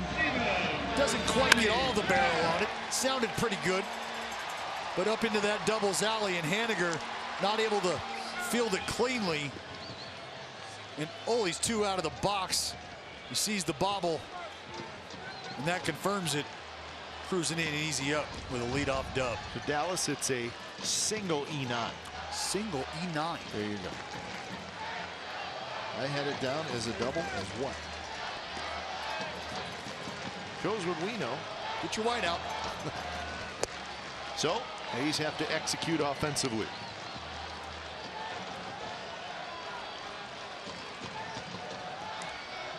You talk about executing offensively. Piscotty, a guy who does a decent job of going the other way. You got Healy off the line at first base.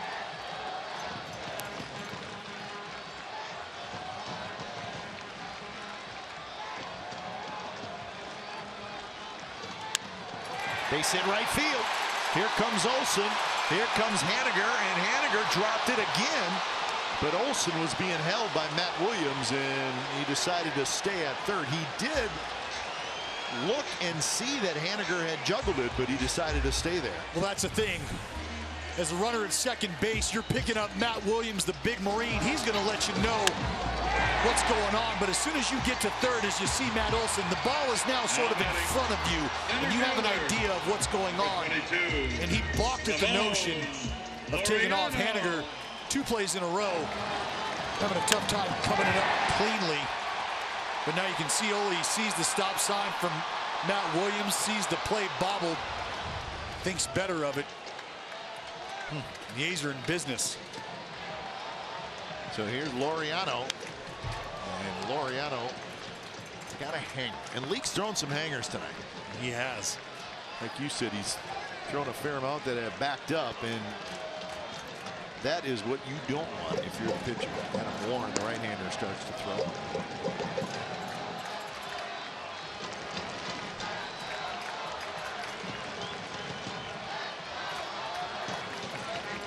So 0-1 the count to Ramon Laureano, who singled and scored in the first, struck out in the third.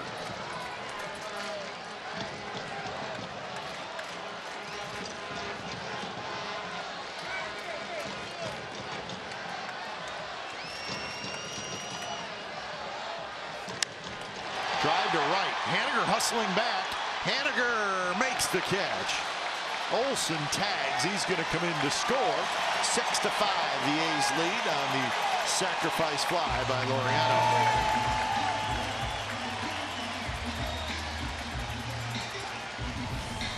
A pretty good AB here from the youngster Laser Ramon.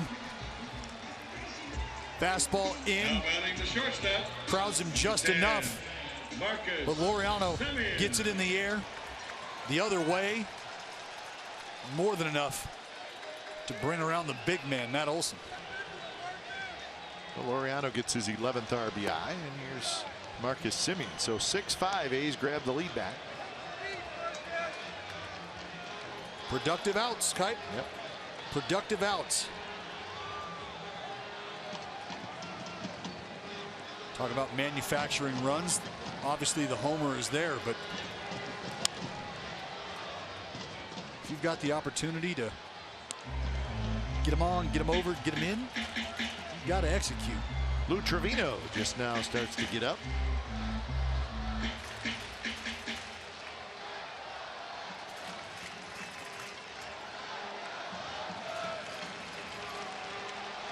Marcus Semien, an RBI double in the first, and then he walked in the third.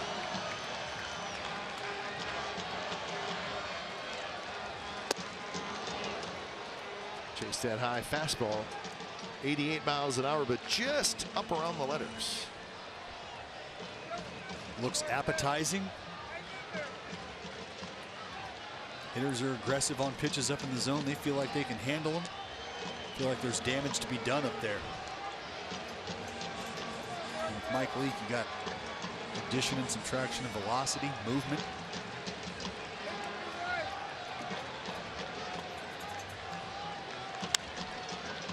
Bouncer foul as a pitch. We get sinking action from Leake. 94 pitches. Well, that's what he's trying to do. He's trying to get that ground ball double play. He's done a great job of that all season long. He's actually induced 23 double plays in 116 chances. That's first in all of baseball with Cole Hamels.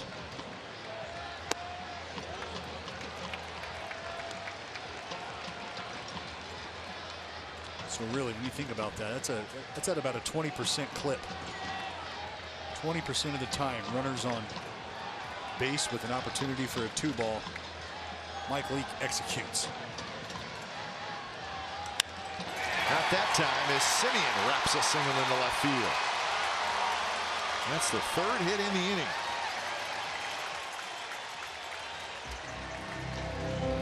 Hey, NBC Sports California has compiled the A's top 50 memorable moments in Oakland. Now we want fans to pick the most memorable moment. Tonight, Scott Hatterberg's walk-off home extending the A's consecutive win streak to 20 games versus the 50th save for Dennis Eckersley in 1992, the second player to do that in Major League Baseball history. Make your choice on the A's Twitter poll.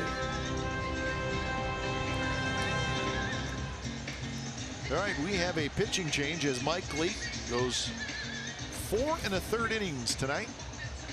And the A's knock him out as he's given up 6 runs and 11 hits so far. When it's time for a change, think Speedy Oil Change and Auto Service, your trusted oil change, tune-up, and repair experts. Your attention, please. Now pitching for Seattle. Number 43, Adam.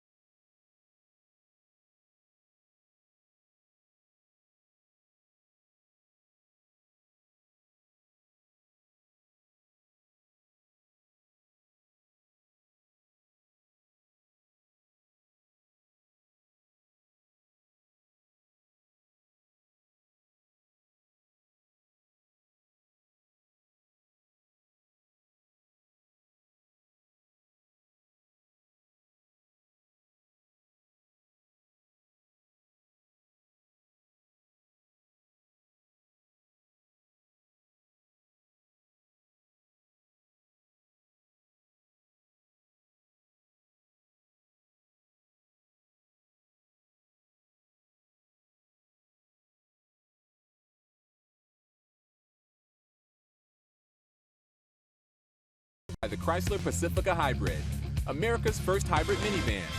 Test drive one today.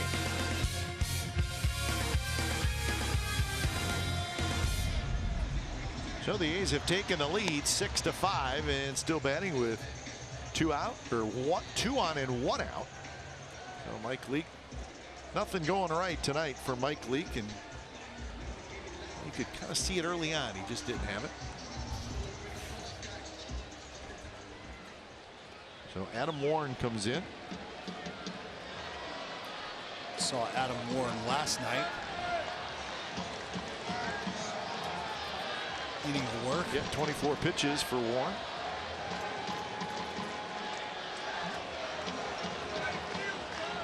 This is one of those spots, Dallas, where if you're the manager, Scott Service, you're thinking, you got one job. Just get out of this inning. That's it. Minimize. Yeah. Healy hustling over, and Healy a slide, and he makes the catch. That's a pretty nice play by Ryan Healy.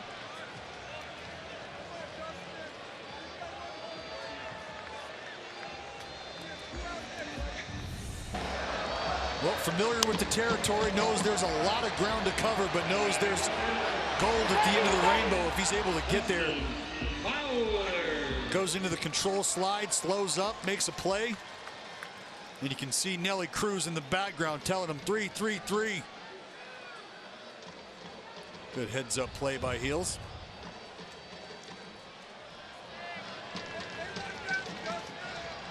So now it's up to Fowler, who has grounded out 3 times. Piscotty at second, Simeon at first.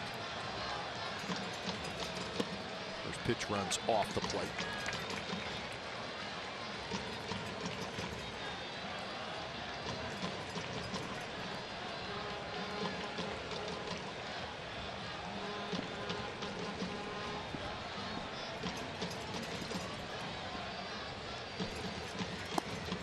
Good take on a pitch that was just a touch low.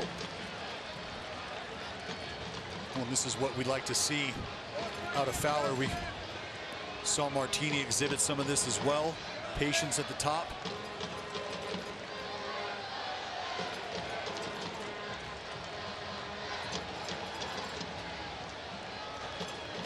Like to see Fowler shoot something up into that left center gap. He can run. Get Piscotty and Simeon on the move.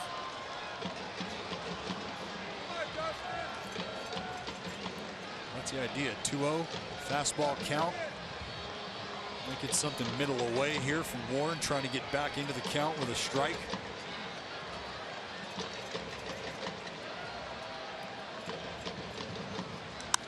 Pitch is hit hard, but just fouled on the first base line.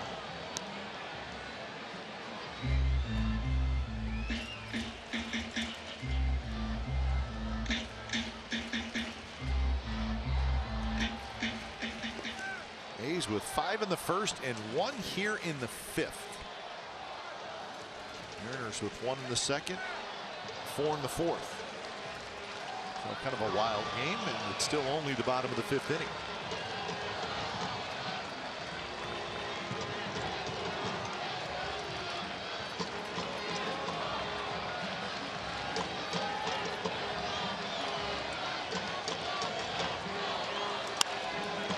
Driven down the third base line, but into the seats.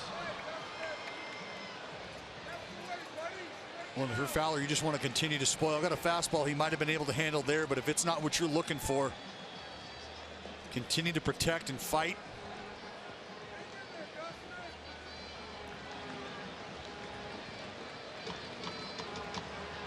Well, the Mariners are going against the numbers. That's the percentage of balls hit to those spots of his last 100 balls put in play. When you might think between the speed and range of Gordon in the first step and the ability for Kyle Seager to get to balls on the left side,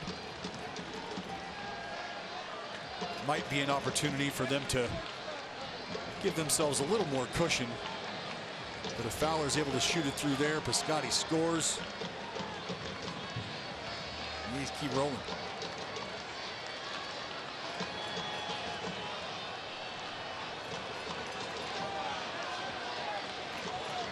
Seems like Warren and Herman are having a tough time.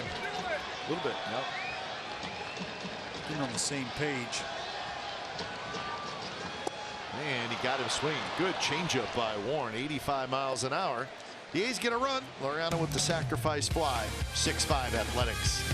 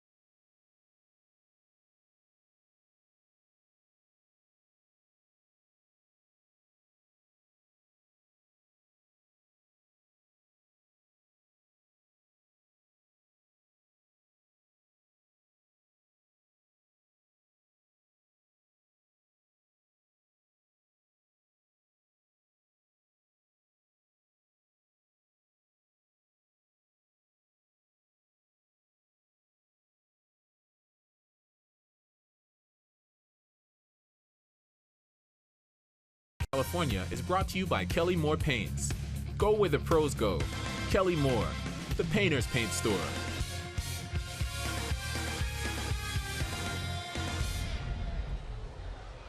6-5. The A's lead the Mariners. Top of the 6th inning. And Lou Trevino comes in, so Trevino is the third pitcher of the night. Start to get an idea what Bob Melvin would like to do in the Final Four. Yeah, Rodney Familia trying to, you know what I'm saying. Sounds familiar. So when it's time for change, take Speedy Oil Change and Auto Service, your trusted oil change, tune-up, and repair experts. So it is Trevino to face Healy, Herman, and Maben.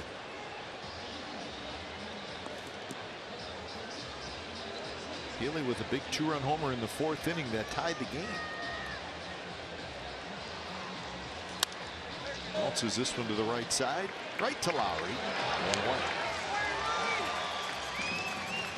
So with one out, let's check back in with Cara.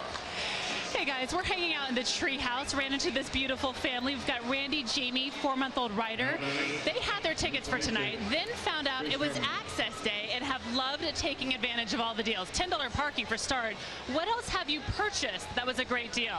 So I got a $5 IPA and a $4 Blue Moon, which is amazing, and a $2 pretzel. You can't beat it. We paid $1 for a cheese dip to go with it. It was awesome. And I know you're going to hit the merchandise stand a little bit later. They've got 2 older kids at home, and I know you're now considering the access pass for next season. Yes, for sure. What is the most compelling part? The deals? The come anytime part of it all? Just all of it is pretty amazing. So we're excited. And I love the idea of being able to come to any game you want to at any time and $10 parking. Totally. And the treehouse, place to be. Even with kids, maybe on a more mellow game, but tonight it is hopping up here, having a good time. Well, thanks so much, guys. Randy, Jamie, and Ryder, who is fighting sleep, but he's a trooper and hanging in there, wants to see the A's get a win. Don't we all, guys? Yes, indeed, and we're glad those folks trying it out. But I got to be honest with you. Yep. I was listening to the conversation, but when the gentleman said $2 cheese dip, and you cut that in half, Kipe. It's $1. $1 cheese dip. My concentration level sort of went out the door. I mean, come on. $2 cheese dip. Yeah. IPA's half off. Sure. Blue Moon's half off. Sure. Pretzel. I like Blue Moon. Fine. I like Blue Moon. Cheese dip? You had me at cheese dip. That's beautiful. I don't care if it's Swiss. There's no holes in that deal. Nice looking family. Enjoying it.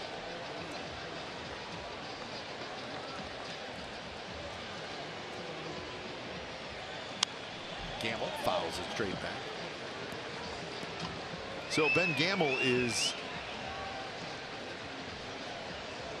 hitting for Cameron Maben. So straight righty-lefty situation here.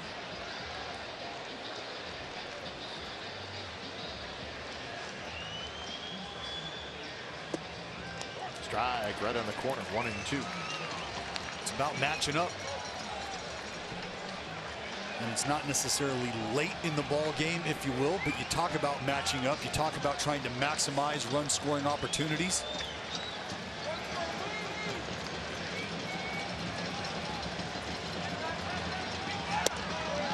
.97, but inside.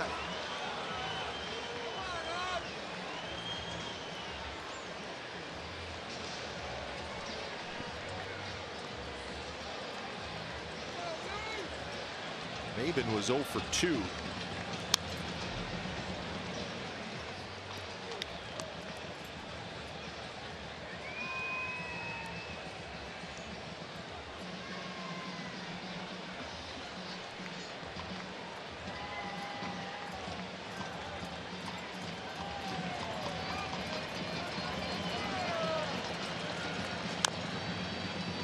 So good battle here. Gamble and Lou Trevino. It's going to be horsepower from Lou. And we've seen him sort of struggle recently a little bit with the fastball command. That's what makes everything else out of the hand of Lou so good. Good pitch. Inside corner, 97, strike 3 called. And a very good inning for Lou Trevino. Chapman to lead it off when we come back.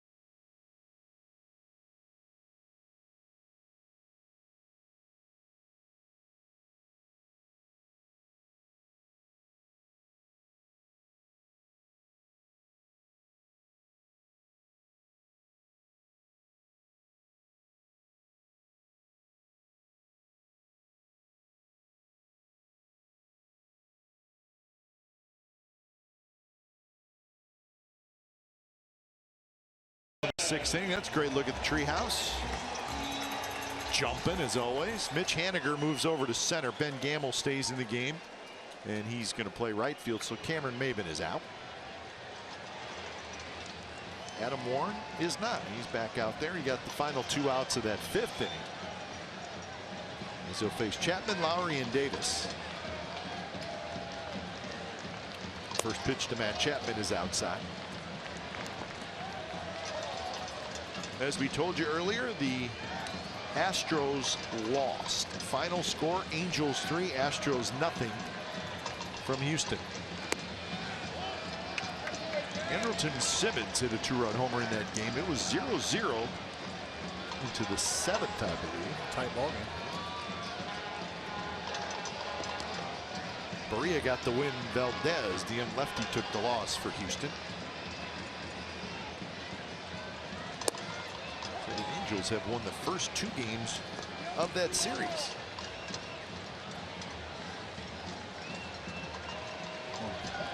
Knowing that, this is when the pressure comes for the Oakland A's. You know, as much as you don't like to think about what other teams are doing or allow other teams' successes or failures, excuse me, to sort of dictate how you're feeling or how you're going about your business, but you know you've got a really good opportunity right now. Yeah, that's hard to do when you're in a pennant race, and now it's September. Right. Tomorrow will be September. How about this? The Astros have lost 12 out of their last 15 home games. Wow, that's a surprise. When you go to that place, it's a hard place to play. Fans are into it, but how about Chappie, huh? What an early blast. That is a laser beam. Continues to hit the ball hard, spray the ball all over the yard.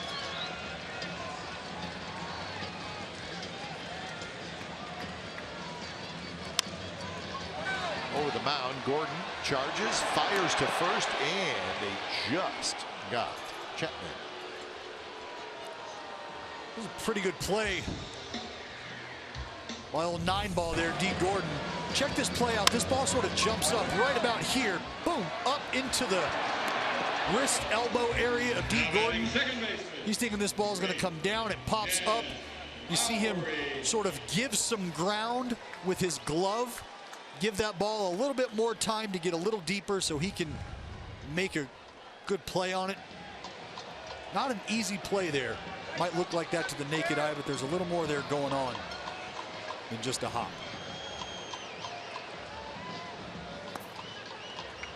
Jed Lowry takes the ball. Jed is 1 for 3.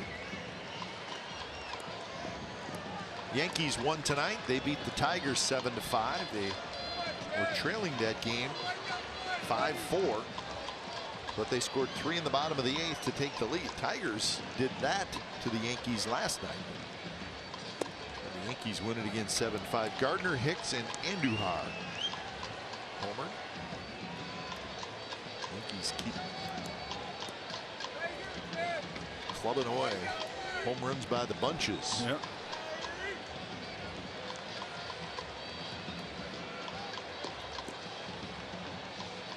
Andujar, the young third baseman, has 23 home runs. Aaron Hicks has 23 home runs. Aaron Hicks has been great. Great. Remember, he was supposed to be the next big thing for the Minnesota Twins and never figured it out with the Twins, but he has in New York. No question. Fernando Rodney getting ready for the A's. There's a shot to right. Another hit for Lowry. Lowry's going to hustle for second base. Gamble's throw. Not nearly in time. So it's a double for Lowry. He's 2 for 4. Double number 35.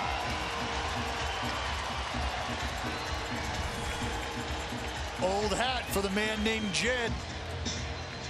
A 85-mile-an-hour combio that stays up, stays flat. Jed with some good sock. Takes this thing down the line. 1-out double for Jed.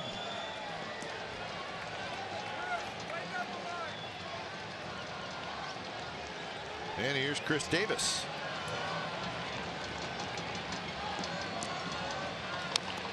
Davis rolled for the foul. And again, Kipe, I'm not a hitting coach here, but just sort of watching KD for the last few days. He's got an unconventional approach and sort of some unconventional mechanics, but that's what happens when you're as strong as a immortal god.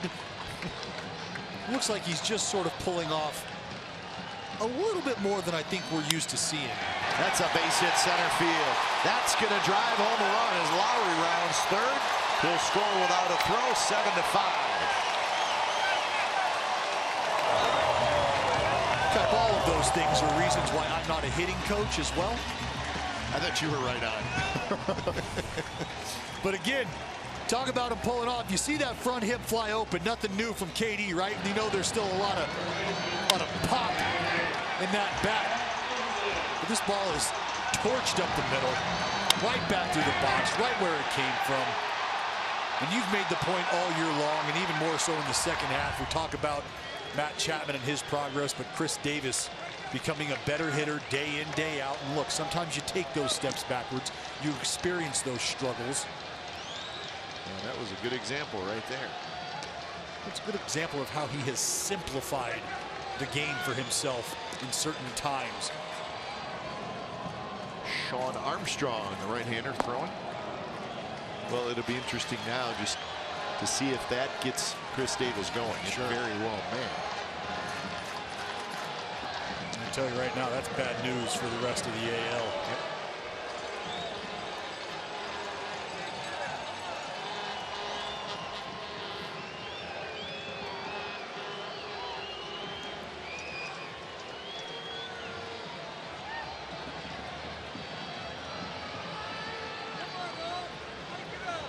Quick meeting on the mound between Herman and Warren.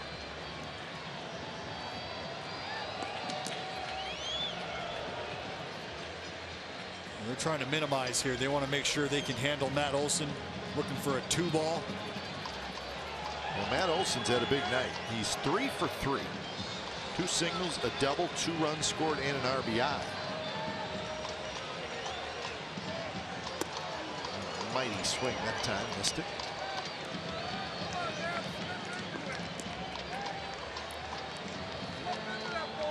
We're going to try to crowd the big fella. what you see a lot of teams do. Matt Olson has worked diligently on being able to stay inside these pitches. They know, he knows, it's a zone they like to attack. Stayed in there. That time Olson took it a little bit inside. Pretty good idea why the shift is on for Olson.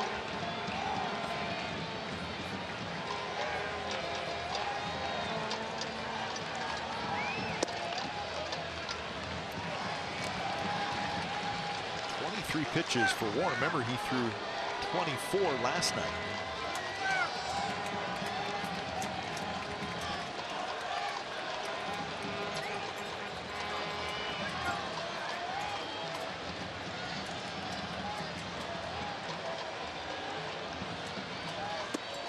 And now it's 3-1. And if you're the A's, you're okay with continuing to wear out Adam Warren and the rest of the reinforcements as they come through.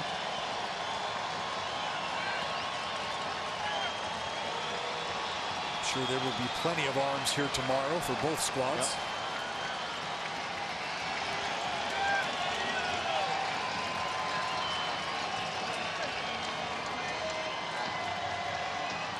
Olson swings and misses. And he swung at ball 4. Well, that's a matter of Ole sitting dead red. He's looking for one thing and one thing only, and that's something on the inside part of the plate that he can open up those hips, bring the head through, and create some loud noise, and Warren just chases him in with a good slider there.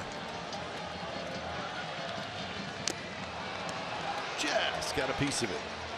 In and out of the glove of Herman.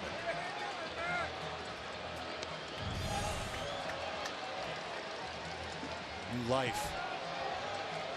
Ole beat to a spot here with the fastball up.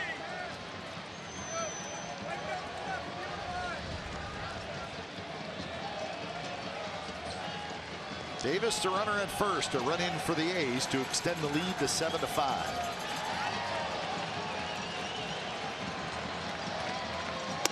And he stayed upstairs with a fastball, and he got Olson.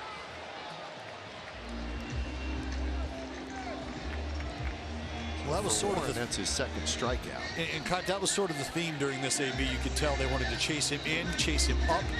Now batting right fielder. Again, lefties not typically great high ball hitters. Yeah, you do not see very many. Can't even think of any well, it's just left-handed hitters that are good high ball hitters. They just not very many. Well, no, and it's just not their swing path, I guess. Right, and I've got a theory on that. You spend your whole life as a left-handed hitter facing predominantly right-handed pitching. What do right-handers typically like to throw? They spin the ball, right? Curve balls, breaking balls, down and in. That's why the down and in to the lefty can be a nitro zone at times, because this is where guys have often tried to go to put them away and failed miserably. Makes sense. Let's go back to the first here. Stephen Piscotty jumped ship. Kept it going.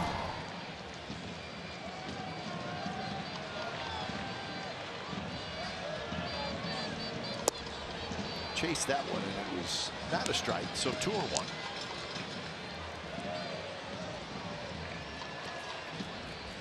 Indians won tonight. They shut out the Rays behind Corey Kluber. 17th win for Kluber. 17-7. So lefty into right now with Booker up, joining Fernando Rodney. Gamble heading over toward the line and leaps up at the last minute and makes the catch for the third out. Chris Davis with an RBI single. 7-5 A's after 6.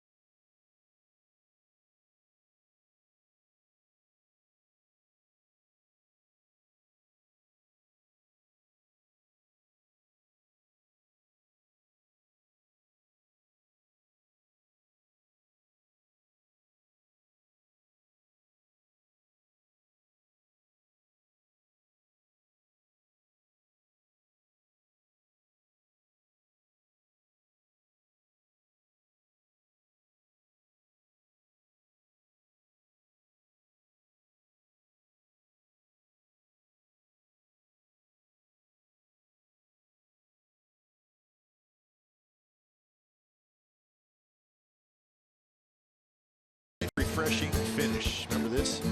On this date in 1990, Ken Griffey and Ken Griffey Jr. playing the same game with the Seattle Mariners. It's the first time a father and a son have played in the same game. Not only were they next to each other in the outfield, they've added second and third in the lineup.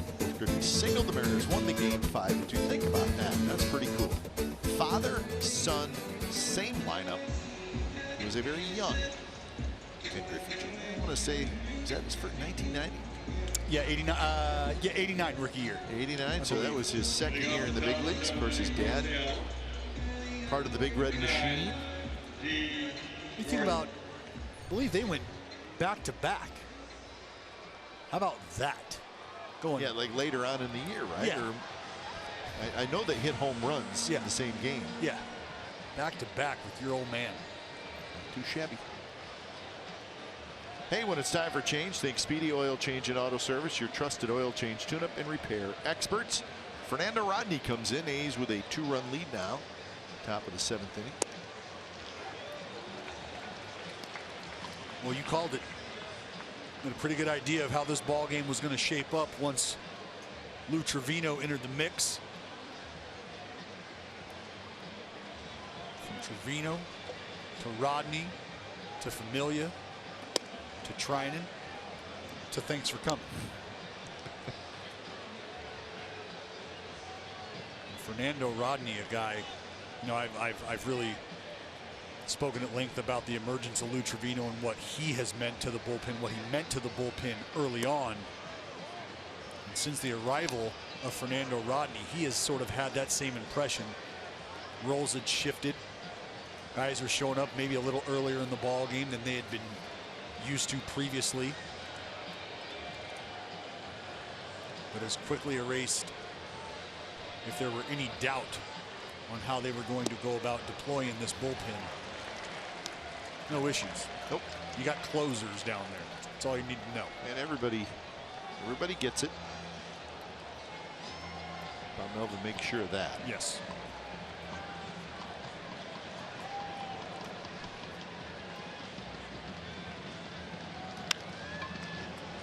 Simeon has it. On the first, Steve Gordon is out. So 1 out here in the 7th inning. Gordon slips out of the box here. Zim, what you like to see, honestly, from a guy like D. Gordon, a speedy lefty here, not going to overpower you at the dish. Concerted effort to put the ball on the ground, touch it with 2, not looking to punch out, utilize his tools, speed, the legs.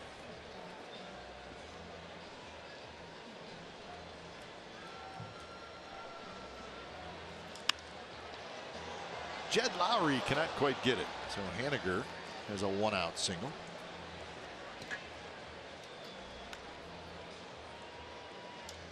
Well, there is only one way to get the first crack at 2018 postseason tickets, and that's to become a member of A's Access. That's right, with A's Access, you get general admission access to every single 2019 regular season home game, a plan of reserved seat tickets, and significant benefits. Plus, A's Access comes with 50% off concessions, 25% off merchandise, and awesome parking benefits to the tune of $10 for the rest of the regular season. Learn more at athletics.com/2019 today. A's Access, every game your way.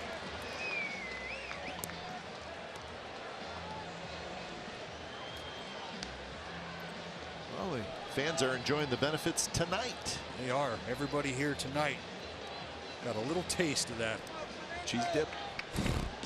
$1. $1 cheese dip. Show me anywhere in the league that's featuring $1 cheese dip.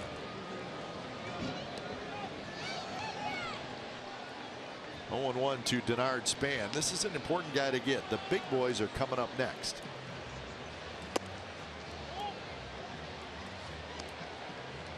The 1-1. Fernando Rodney spent, it was a year and a half with the Seattle Mariners. 2014, he had 48 saves for the Mariners. And he was back with them in 2015, but they traded him to the Cubs. He was not with the Cubs the next year, 2016. The Cubs won the World Series.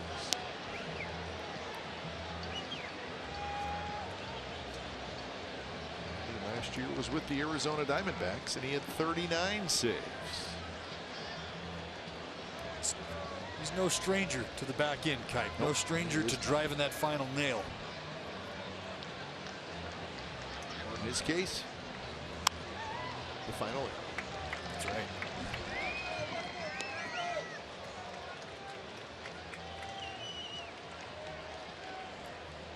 He held the record for 3 years until this year. Most saves in a season for the Seattle Mariners. Edwin Diaz now has 50.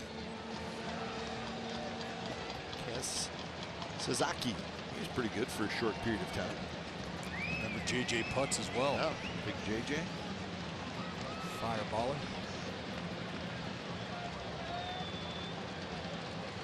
2-2 pitch, fouled straight back.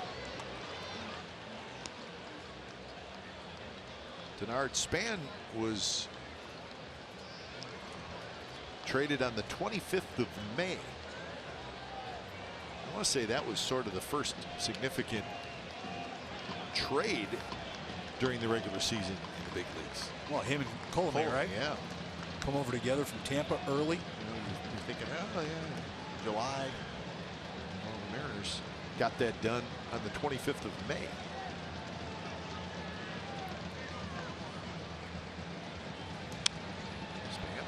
Back. He wouldn't do that. He'll spoil some pitches. When you think about where the Seattle Mariners were at that time and the success that they were having and why, you know, and Nicasio and Diaz had really emerged early on. And you figure with the way things have gone, as we always mention, bullpen reinforcements high on the list for front offices. You've got Alex Colomé out there spinning magic in Tampa. You bring him into the fold, you figure you got a three-headed monster on your hands, and it's only May. Well, for the Mariners, it started well. They were 16-11 in March/April. They were 18-11 in May and 19-9 in June. Yeah. So at the end of June, they had it going on. Well, and that's my point, is they had identified the success that they were having early, and they had identified why they were having that success. Again, a lot of close one-run ball games. But July, some struggles. August, 12-15. It's not a total disaster month, but still, they're 12-15. The A's in the month of August, Dallas, 17-9. That's why the standings are what they are. Two teams that started to take off in opposite directions.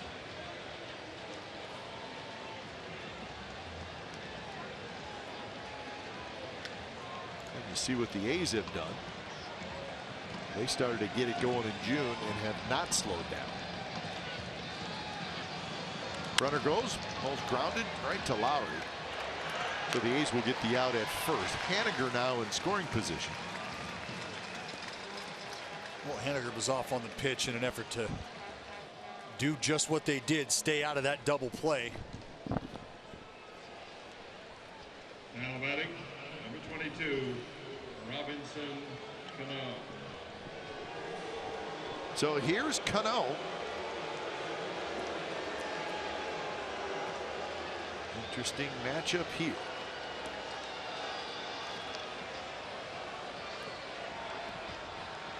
Cano's already homered.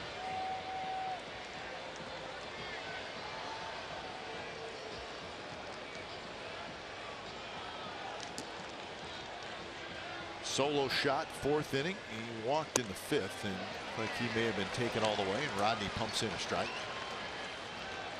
Cano trying to get a feel. Is he going to go hard early? Is he going soft early? Typically guys will do that later in the ball game, and they feel like that'll give them an idea of how you're going to try to put them away. So it's almost like they're trying to buy insight to the end of the at-bat on the first pitch, if that makes sense. Yeah. Well, now it's 0-2. And Cano, he has never seemed too concerned about being behind in the count. No.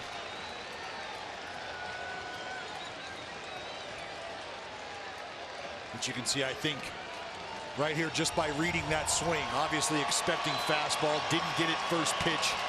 Excuse me, got it first pitch, was expecting the double up, not the case.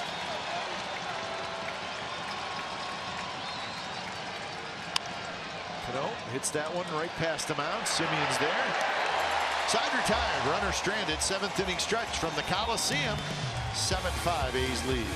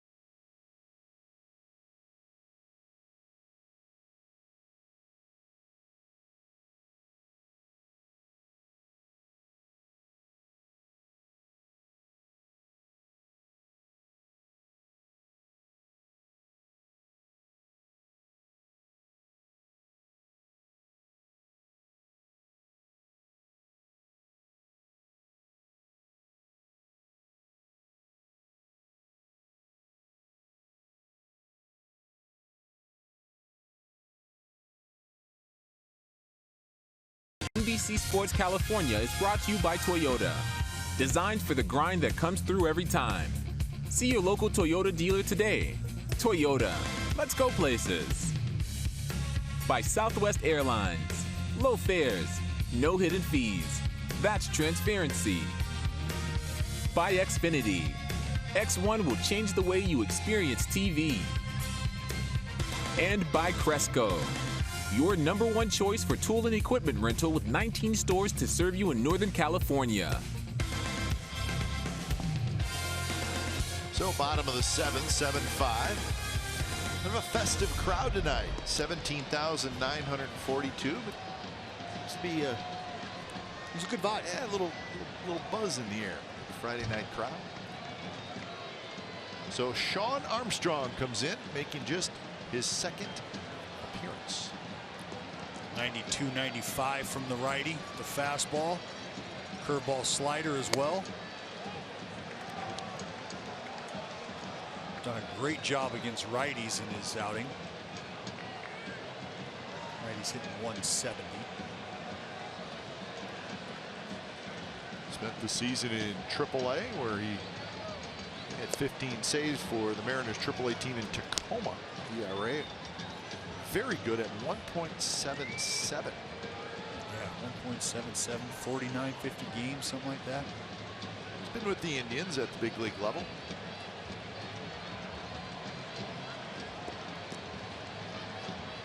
Facing Ramon Laureano.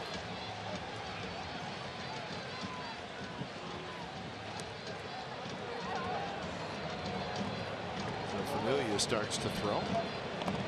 According to our plan. It's a beautiful thing about baseball, Kipe. It'll tell you what to do and when to do it. The game speaks to you. Yes, it does. Just got to listen.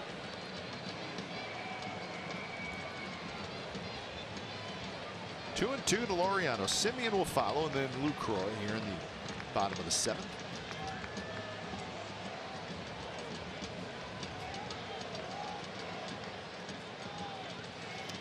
Ooh, and that hit Laureano. So it looks like he's okay. Well, he's probably just a little more frustrated than anything. This fastball gets away from Sean Armstrong, and Laureano takes the brunt of it on that left forearm initially. Now batting shortstop, number 10, Marcus Simeon. So here's Marcus Simeon. Scott Service not happy about that, but the ball hit the forearm long before. No swing.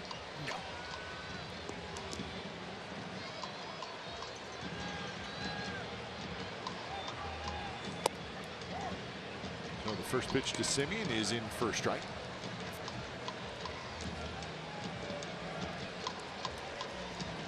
Simeon is yet to be retired. A double, a walk, and a single. His double knocked in a run in the first inning.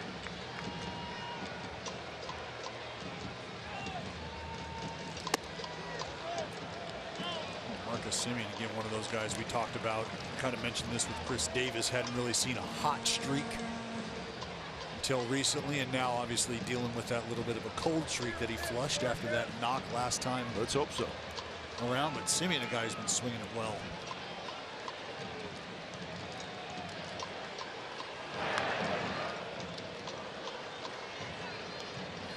This average up to 262.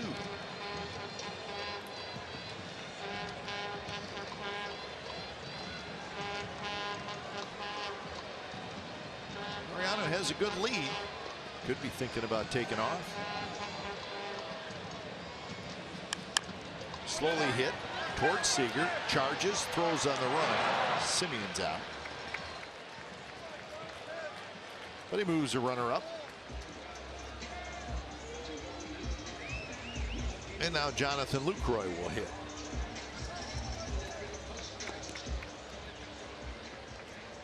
Now batting the catcher. Lucroy this year with runners in scoring position, a .310 batting average. Yeah. Got 45 RBIs on the year. Some big timely hits for Luke. And I think anything he's done this year at the plate pales in comparison to what he has meant to this club behind the plate. Well, he's hit 8th and 9th pretty much. I don't know the exact amount of time, but most of the time it's hitting 8th. Yep. So he finishes the season with 55, 60 RBIs. That's a lot for an 8th or 9th place hitter. We'll take it. It's good production, that's for sure.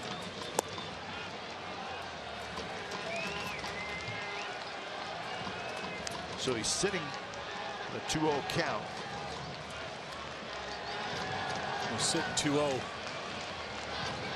He's looking for something out, up, something he can drive. See, they've got him shaded to right, center, and center field. That one hit to Gamble and right. Gamble grabs it, and he's got a good arm, gets it back in. So Lucroy 0 for 4 tonight. And now to the top of the order, Dustin Fowler is looking for his first hit.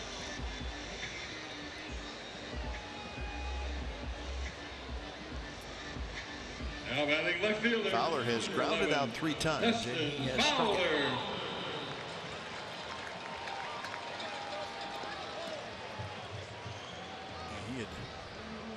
He had battled against Adam Warren. Eventually succumbed to the changeup.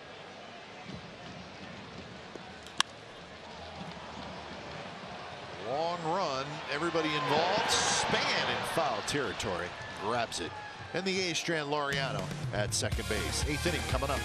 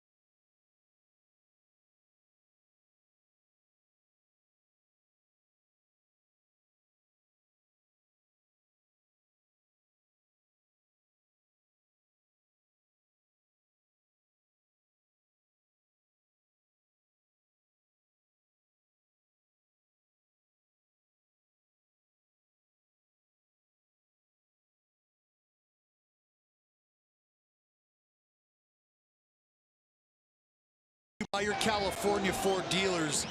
Rattle, rattle, I hear cattle. Someone's in the bullpen. And that's these boys right here. A dynamic trio of arms that has been rolled out.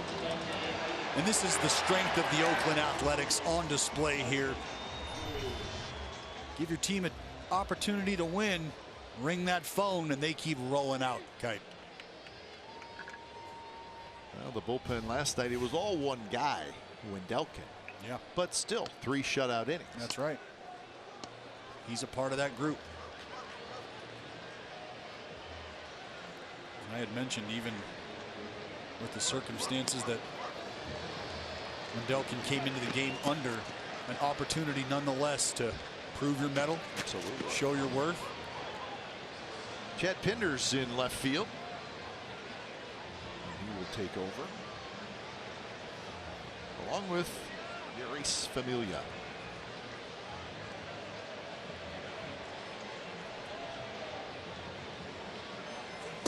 Swing and a miss by Nelson Cruz. That is nasty. A lot of movement. Thing just darts, dives.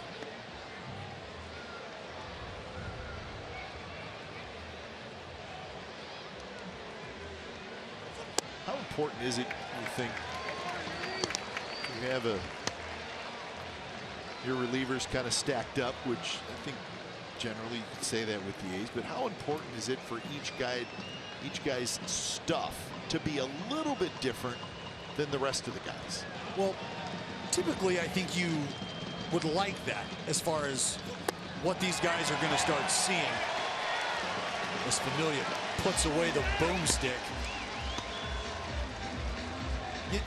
You'd like to keep it mixed up, because when you're going to face 96, 99 with that kind of movement, you know that that's going to be a very, very uncomfortable and difficult AB. And you might not want to just keep running that out there. But Kite, one thing you have to think about is it's 96 and it's 99. Sure. With that kind of movement, those are not easy ABs. And it doesn't matter if that's all you're seeing all day long. When the stuff is closer stuff, right? We're talking horsepower. I have heard that hitters say that when a rotation has 3 or 4 guys that are all right-handed and have similar stuff, that can help a hitter or a lineup. Absolutely. And so you think about myself, I spent time in the rotation with a guy like Brett Anderson. I spent time in the rotation with a guy like Gio Gonzalez. Okay? And those are 2 guys who spin the ball very well. I had no issue whatsoever pitching after those individuals, and they had no issue pitching after myself, because here comes my fastball looking like a changeup off of theirs, everything moving in the complete opposite direction than the other team was used to. Swing and a miss, blew him away, a high heater. So that's back-to-back strikeouts of 2 good hitters, Cruz and Seager, by Familia. And with authority from Familia, a little spice on it at the end. Siéntate. See what happens when you get close to September? That's it.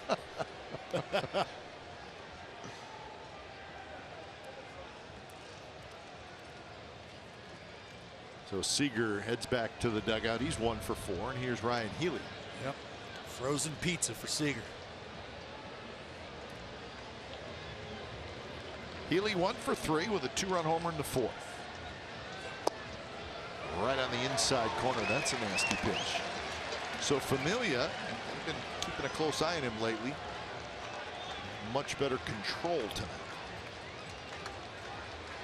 Struggled with the strike zone a little bit the last 3 or 4 times out. Yeah, we saw the first pitch of this inning too. About a 53-footer, but then missing inside the right-handed hitters a lot. But tonight, it's ball staying pretty true and fun. It's on point, is what it is.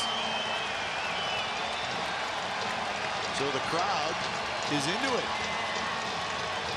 trying to get Yaris Familia strike out the side.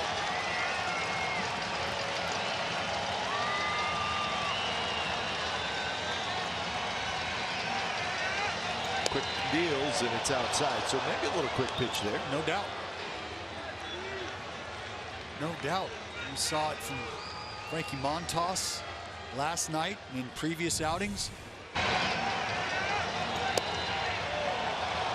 Get it and go. There you see the more deliberate set. And that pitch was up a little bit. But hey, it's street legal to disrupt timing even if you got 98, 99 in the back pocket. It's okay.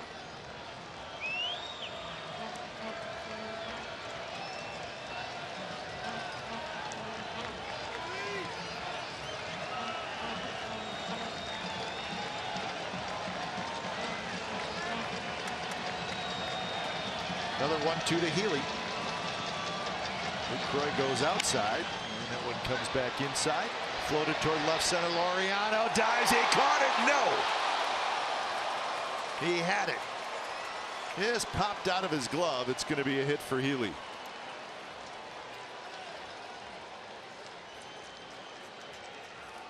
So close.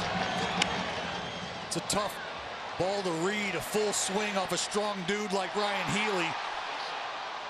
Laureano makes the break on the ball. And he'll tell you right now that he should have had that ball. An extraordinary effort. He has to lay out, obviously, but positioned himself nicely off to the side.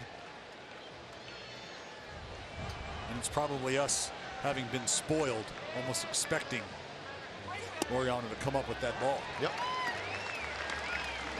And you know what? He's made more difficult plays than that one. Oh, he was there. Yeah.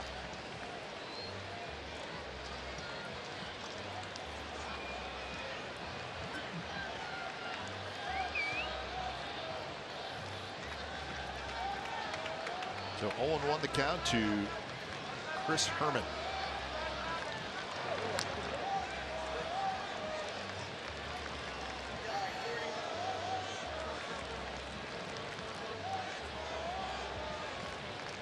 Herman tonight with an RBI single in the second inning, then a ground out and a fly ball to right field.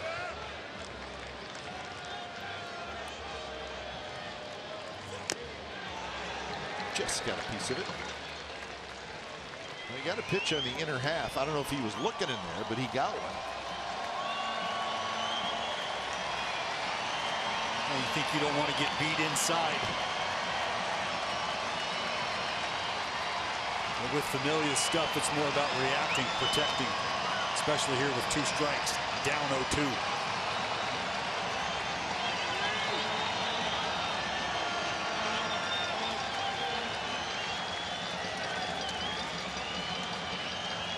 Heater up.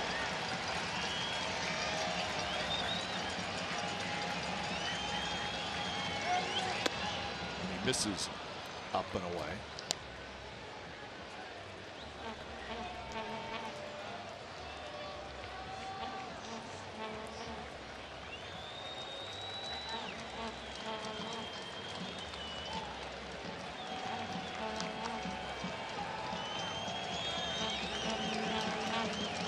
Outfield defense is straight away. Simeon slid over to his left just a little bit. And Herman swings and misses it. Familia, he gives up the hit, but he strikes out 3. Bottom of the 8th coming up, 7-5 A's lead.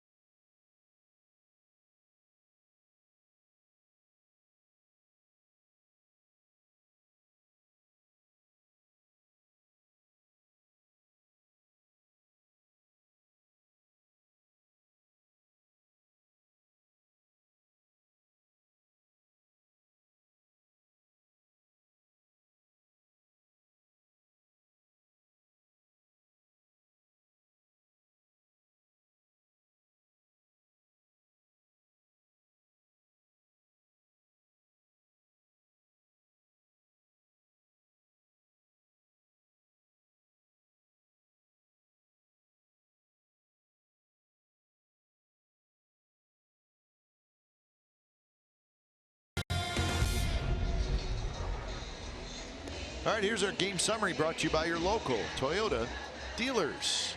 5-9-1 for the Mariners, 7-13-0 for the Athletics. Mike Leake got knocked around, 11 hits and 6 runs in 4 1/3 innings. Mike Fiers, well, he got knocked around as well.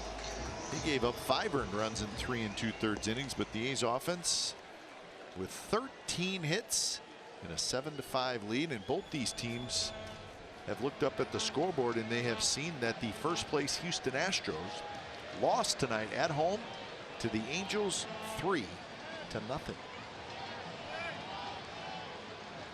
So we like to say Dallas opportunity knocks. You know it. And the A's 3 outs away from getting back to a game and a half behind the Astros. So after tonight, 26 games left for the Athletics as Chapman is retired. Well, the team has been announced, and now it's your turn to celebrate the inaugural A's Hall of Fame class with a giveaway plaque presented by 7-Up. As part of the celebrations planned for Wednesday, September 5th, you can get your piece of history by grabbing tickets at athletics.com/pinstripes. First 15,000 through the gate, get this giveaway. Don't miss out on history, folks. Grab your tickets, athletics.com/pinstripes today, tonight, right now.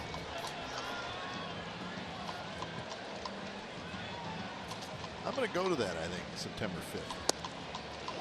You be in town? Little function. Yeah, I'm going to be in town. Try to work it in around. Yeah, got something to do. Fit it in. A few hours.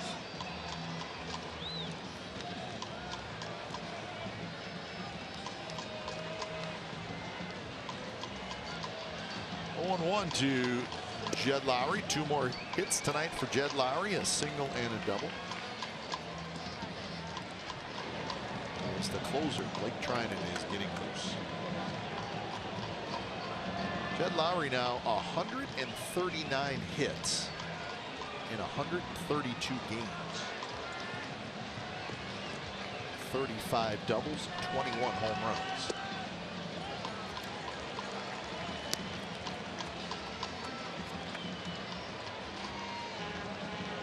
Another good body of work for Yes, Jed. Absolutely. Back-to-back. Very nice seasons. Got his first All-Star nod. Not his only deserving performance, in my opinion, but the first acknowledgement. Jed could be lining himself up for a nice payday.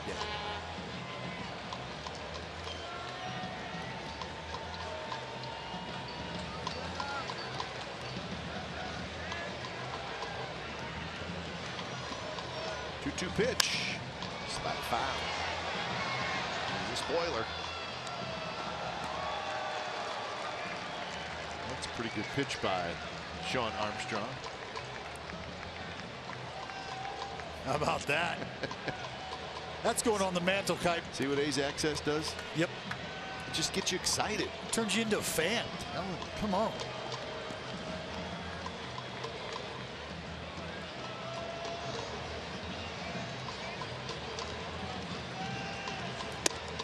Jed Lowry does not do that very often, but he chased the pitch that was up and he strikes out. So Jed 2 for 5. Time now for the Chrysler drive of the game, and I know we've got a couple long balls here tonight, folks, but this is a team effort. It's a team game. It's about getting everybody clicking again. And this knock here for KD gets him off the schneid. Gets a mistake as well, little RBI. Like to see the big man get right.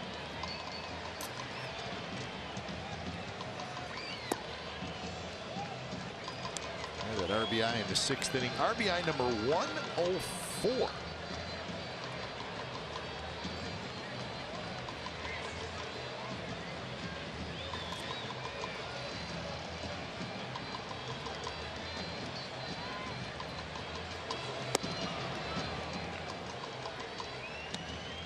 So 1-1 the count. Sean Armstrong is the 3rd pitcher in the game.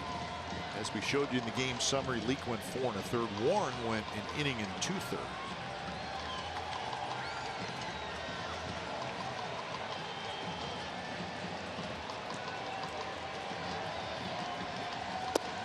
Good breaking ball that time. Just could not quite pull the trigger. Well, a lot of times when things aren't going well and you're trying to climb out of a hole that you might have created for yourself, pitch selection is often a key role player.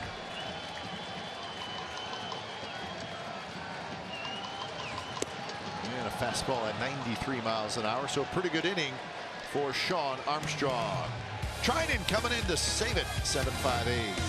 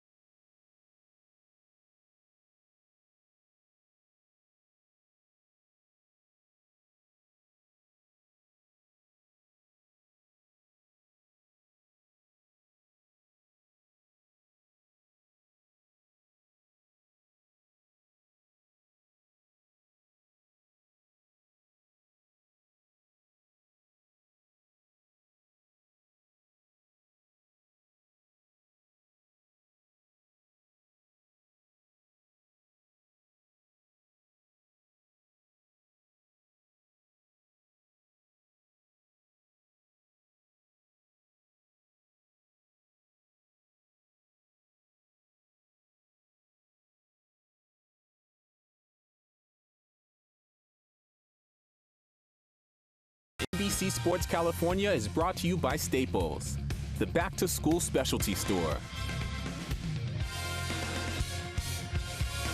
Hey, not a bad look at the Bay Bridge. Athletics 7, Mariners 5. A's are always thrilled to see that guy come in. Blake Trinan, 33 saves, 37 attempts, a 0.95 ERA. And his first pitch to Ben Gamel, a little bit high, not by much. Gamel, Gordon, and Haniger.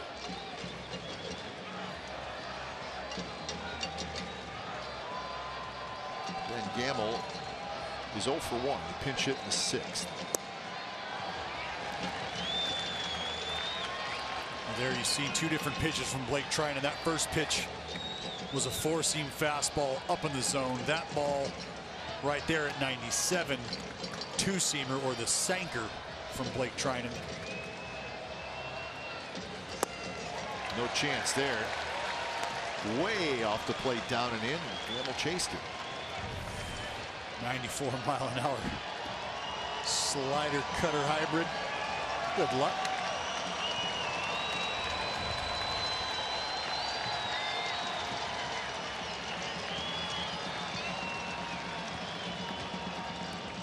Taking that last pitch, Gamel swings at it. Could it be Dallas? I mean, the velocity is 94 miles. Right. He's thinking it's that hard two-seam sinker, and it actually breaks the other way because it's a cutter. Well, that's the difficult part about guys with this sort of combination of velocity and movement. With a sinker for a lefty, you're really trying to meet that pitch or meet that ball at a spot. You're anticipating where that ball is going to end up.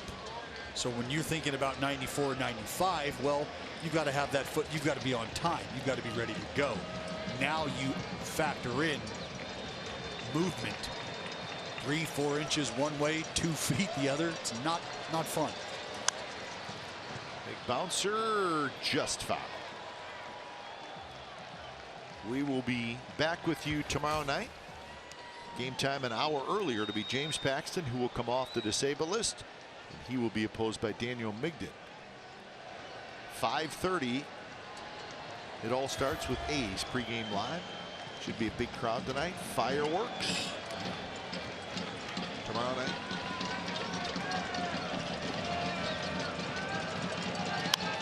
Pitch is looped foul. And then a day game on Sunday, and then the Yankees come to town. So this is quite a homestand. Yankees will be here for a day game on Labor Day Monday, and then a night game Tuesday and a night game on Wednesday. Hey, and then we get a day off.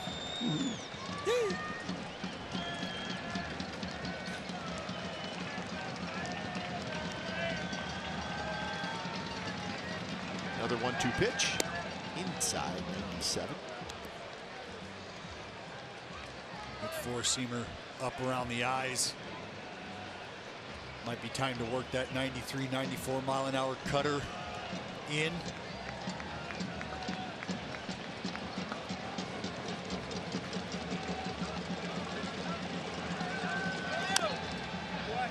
He got it in there, but not quite as much as the pitch that Gamble swung and missed at. We see there at 91, just a little more tilt on that pitch.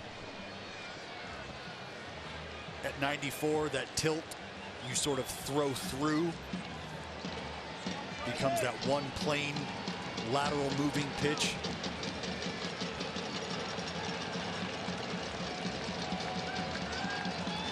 And there it was. Gamble chased that one. And so Trinan wins the battle, and he strikes out Ben Gamble for the first out here in the ninth. And that's the one they're looking for. 95, a little more velocity on that, and you can see this thing just continue to bear down with good angle here. There's not a loop to this pitch. Hitters oftentimes look for a ball to sort of pop up out of the hand of a pitcher if they're looking for anything soft. Almost impossible from Blake Trinan. Here's D. Gordon. He goes after the first pitch, fouls it back.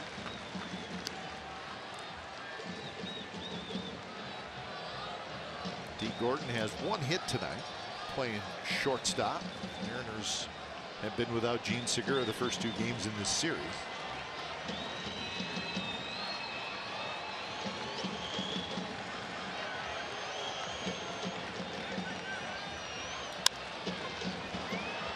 Shallow center, Laureano playing shallow, 2 away.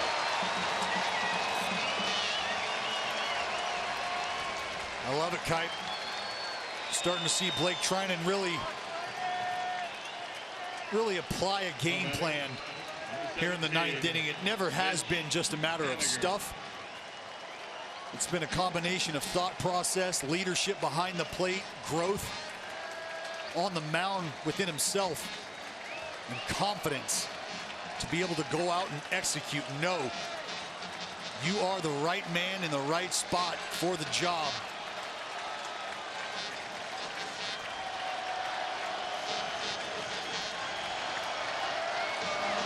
First pitch to Haniger is a little bit low. There's that cutter.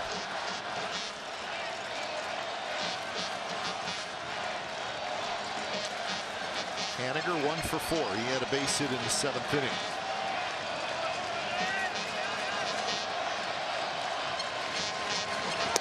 In for strike, 99 miles an hour.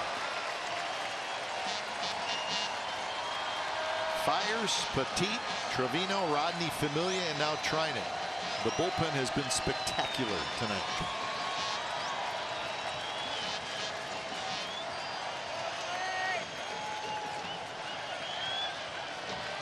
Haniger chased it, missed it. Ball goes all the way back to the screen, 1-2.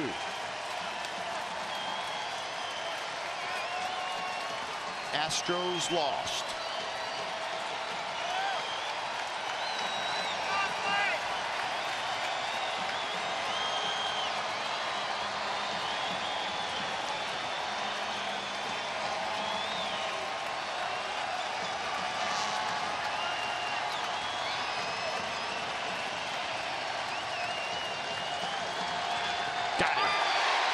Lucroy, the tag, and that's the ball game.